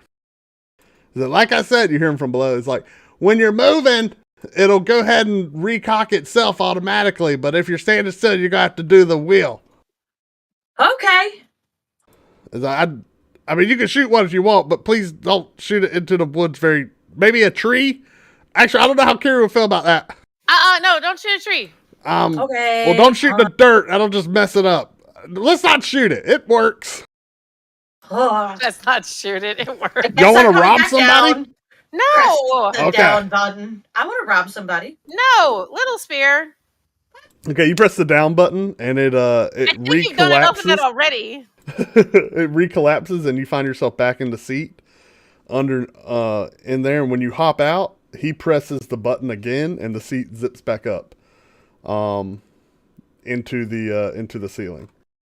He's like, all right, that's your ballista. He's like, okay, we got these. This is your flamethrower turrets. He pressed this, and it's a symbol with basically it's a flame symbol with 2 lines above and below it. And he's like, well, we can't really. We can crack the door. Okay, and he opens the door. This is probably unwise, and he hits it. And okay, shouldn't have done that. And flames like spurt out all around. So he shuts the door, and the guys just hear like a noise. He's like, yeah, right now, anything in the immediate vicinity is being absolutely toasted. We're in the middle of the road, though. It's okay. It's okay. Horses. No. They're fine. I'll show you in armor mode. They got protection. They're protected from fire? Fire's not going around the horses, just the wagon. But they're pulling the wagon. Yeah, it's just the area around it. They've got armor plating on them right now. We put the armor out. Oh, okay. Yeah, I would have shown y'all from outside, but we'd be dead. Oh, okay. Yeah, they're fine though. They'll be completely fine. You guys do feel the wagon like kind of shake. You think maybe they're startled. But then he clicks again and it turns off. You got about 60 seconds of flames. Okay. How do we refill it? Well, I've got 2 extra canisters. It's like a flammable gas we found. I can make it and or get it for you, but I don't know if Did he just wasted one? No. That was just about 2 seconds of it. Don't worry. I'll pray to God and we'll just say it's refilled back to 60. It'll be fine. It's just, this is just a short demonstration. So we just use it in extreme emergencies because there's not a lot of this magical gas you found. Or you could just have the horses plowing through like hordes of goblins. Y'all could be shooting arrows off the top, firing the ballista, and let the flames be going. Bad news. So if we're getting ready to go against the fire cult soon, though, I don't think fire is going to hurt them very much. Do you have something opposite of fire? Ball? Sure. And he hits a button, which is a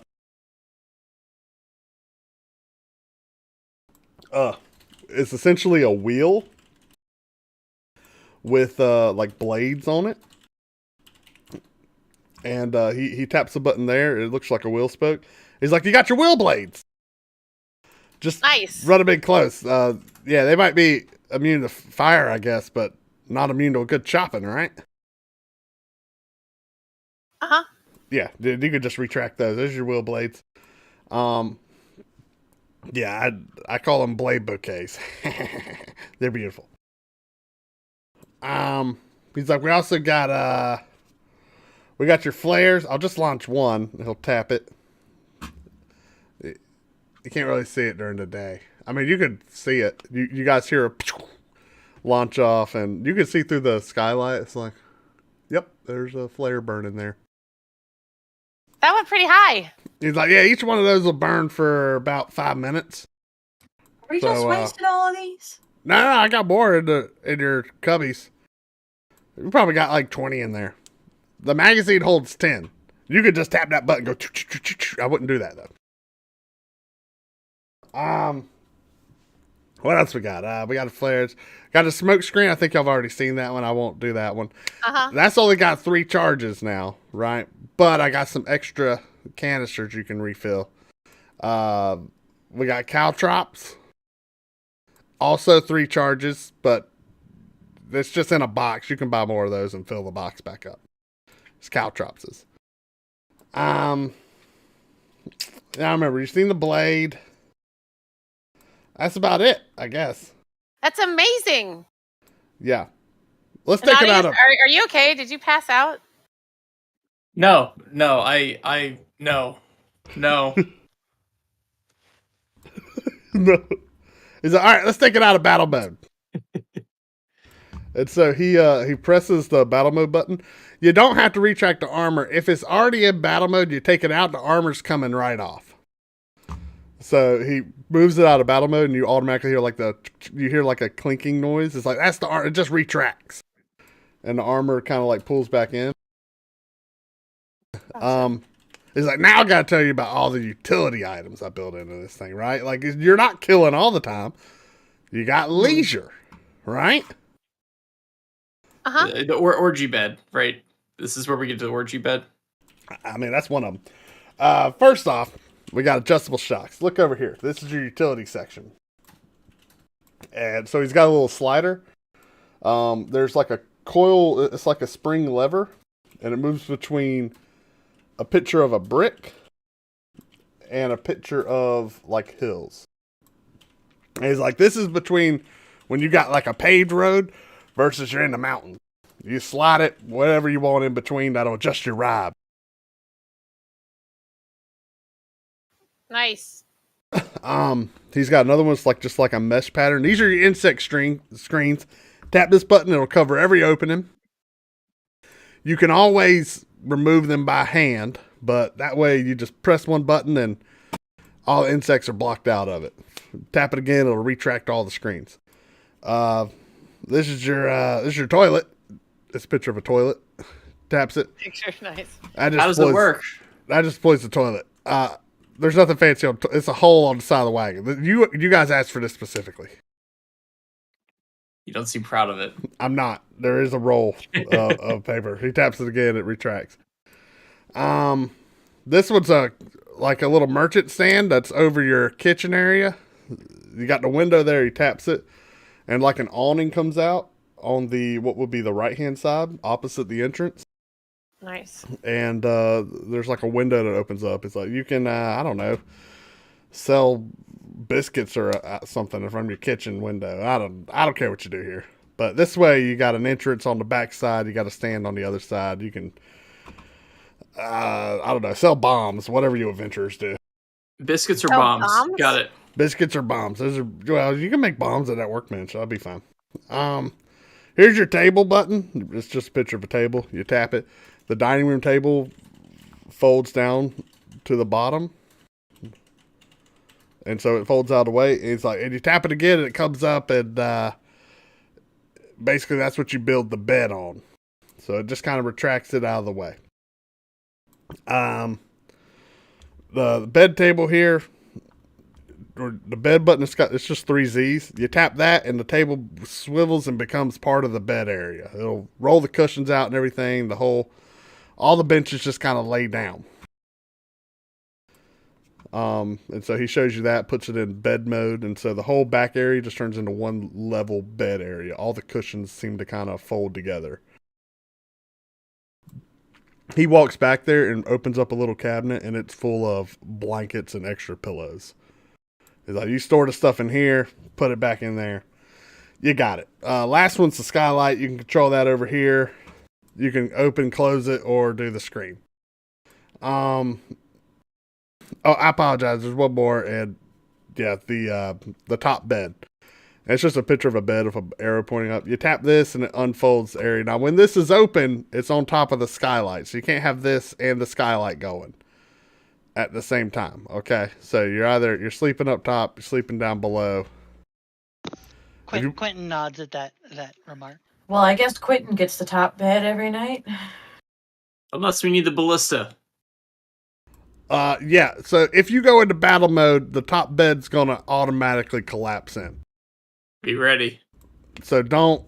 Yeah, that actually. No one should Do we have die. any extra screens just in case Quentin falls through it? No one should die. I mean, it's just a silk fabric. No, I don't. Don't break them. And the last one is this, the big red button. And he presses it. Is that? Oh, What? Why'd you do that? It doesn't work. Oh, thank you. Yeah, see? we're not in battle mode. Well, it's not that. No, the big red button will work anytime. You gotta pull the lever. And he shows you it's like there's a right. lever. You made it so we couldn't just press it It's back. actually hidden. Look, you can't even see it. Shh, don't tell anybody. Is it under a rock? Is it hidden in a rock? No, so above the control panel is like a flat level area, and the wood looks completely solid, but he just presses in and recesses in an area as a lever that pops down. He's like, you got to pull this all the way out and then push it up, and then you can hit the big red button. So he pulls it out, pushes it all the way up, and he's like this. No, we're doing that. I got you.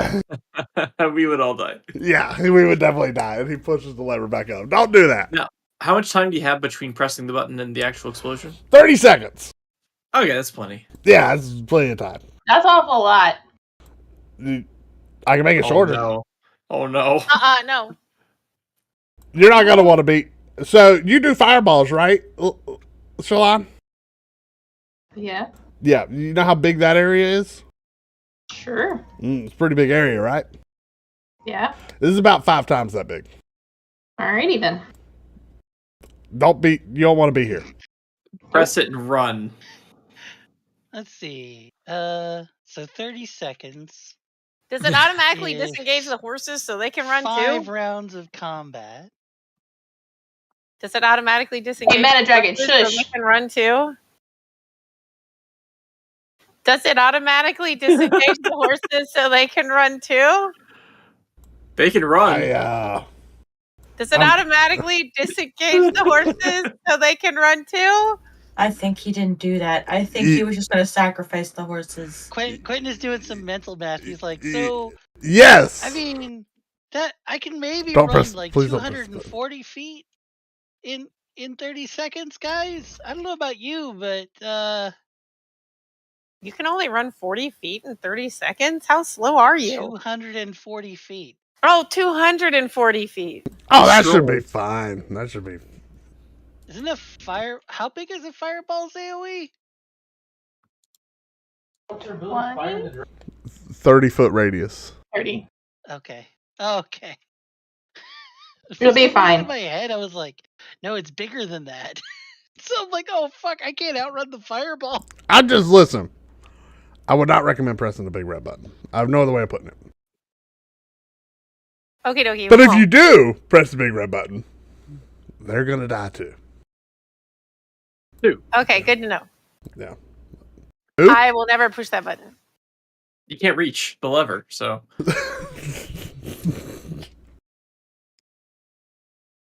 Is hold on, did I go?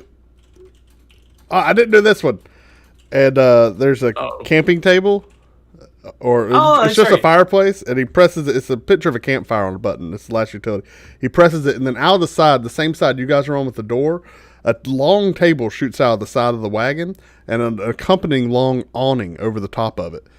This table unfolds. There's also benches on each side that shoot out with it, and in the middle of this table is a brazier that is empty right now, but it also has an iron grate over top of it. He's like, that's your fondue brazier. You can cook whatever you want on it. Fill it with coals from your fireplace. Good to go. That's some good outdoor cooking. You That's kind of amazing. hear little spear whisper, "What's fondue?" Oh, you poor thing. So yeah, that's about it, I think. Wow, thanks, Rundor. That's amazing. Mm-hmm. Your water barrel's out there on the side. Just fill it up, whatever. Like I said, the different smoke screens and whatnot, those compartments are underneath. He opens the storage container. He's like, these are your flame canisters. And he holds up like a big canister. It's like a metal canister. He's like, there's you unscrew it underneath and you screw this guy on. You'll know it's empty because the flames won't start when you hit the button. That's a good indicator. Okay. Yeah, if you ever need any more, just come on back by and I'll fill them up. Awesome, thank you. Yeah, hopefully you don't have to burn through them. Great. Now we need to start moving north so we can go stop the fire. Yeah, with our fire. Let's go. All right, now hold on. Can y'all take me back? Oh yeah, sure, of course. Okay, cool. Back. Do we need any more supplies, or we got everything we think? Well, actually, we went south out of the town, so if y'all are going north, we're going back through Red Larch anyway. So He had a plan. Yeah, I know you guys. Just drop me off at the tavern. I know what I'm about. Yeah, definitely take care of your horses too. Oh yeah, I want to show you all this. I can do it with it open. He hits the armor plating. He's like, I can hit this A-top, and makes you guys come out of the wagon. And you see as you step out, like the scales flowing over the side of the wagon. Yeah, but also there is paneling running along the side of the horses that extends out with the scales on it as well, so they get some protection. Now horses can't see nothing when this is exposed, so you're driving them. If you tell them to go straight, they're gonna go straight. They're protected though. I mean, they can plow right through anything. They're pretty strong. That's awesome. But yeah, they can't see jack, so you better drive them, or they'll run you right off the side of a cliff. All right. I would definitely recommend. I mean, you got some special horses. I would definitely recommend equipping this with a war horse in every slot. I'm not gonna lie. Not to say they can't pull this regularly. 3 of them are very smart and very good. That's fine. You see that guy right there, and he points to Reginald. No, Chester. Oh, Reginald. Yeah. Yeah. He's like, that guy's got the muscle that you need to pull this bad boy in battle. Okay. We might have enough money to buy more like him. If you want to plow through a horde of goblins, that's what I'd recommend. And let's put it this way. You can take your other horses, y'all can just ride them during the trip. How's that sound? Maybe they don't go into battle. Maybe you give them long lives without battle scars. But that horse right there, that horse has seen some stuff. He likes battling. Oh, I imagine. You need 3 more like him. That's what I'm saying. Okay. Can there be more horses like Reginald? in the armor so that he can feel the blood spray across his chest. Oh yeah, they breed them special for that. They make them kill. Maybe we can have baby Reginalds. They make them stomp like baby goblins when they're growing up and stuff. Like they breed them. They breed them for death. Lily seems to like him. The Group W horse. Oh yeah, a lot of those lady horses can't get enough of them. They're something He's special. a real stud. He's yeah. Oh my god, not his. Well, I don't know. Stud or a real stud? I'm just saying, go buy. I mean, we got a horse breeder here in Red Larch. You could go over to Bellyard. How much? I don't know. I don't buy horses.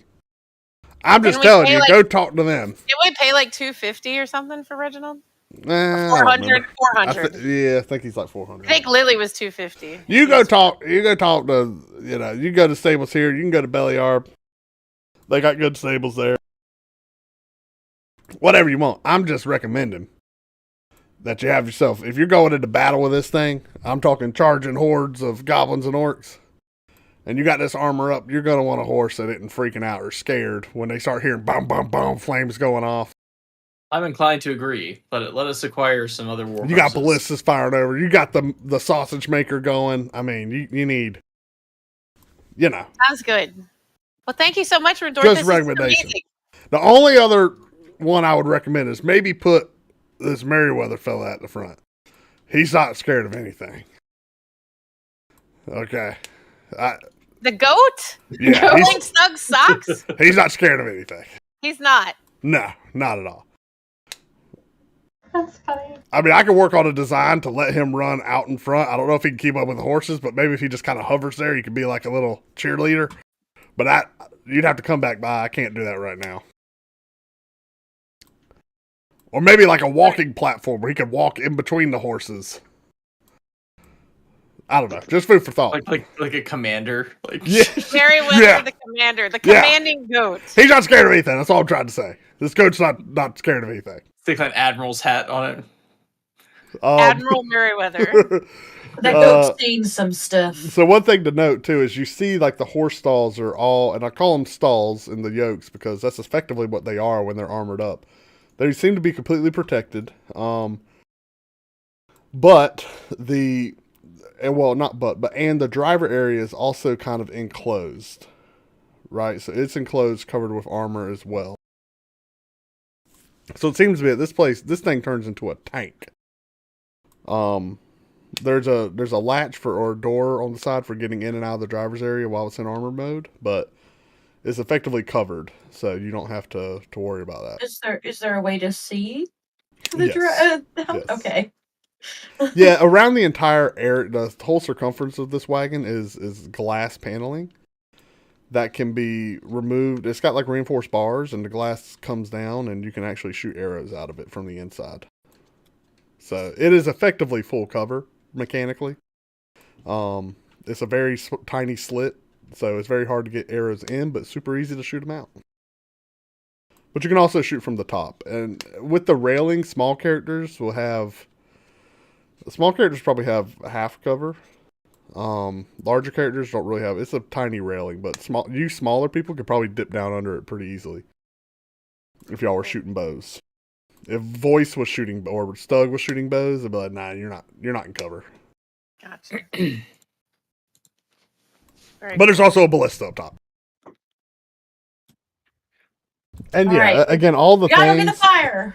All the things. So right now he does have the storage area equipped with like extra ballista bolts, extra smoke screen charges, extra caltrops. Like, so he's equipped this thing with just extra stuff in the storage area. Very cool. So, I hate to do this, but I have got to go AFK for a minute. Well, we'll go ahead and end. I would say, you guys will roll back to Red Larch. Drop him off, and we're going to end the session there, and we'll pick back up with whatever you guys choose to do next. All right, cool. I want more horses. Yeah, you're going to need to get some more horses. Good, we can go buy some more horses.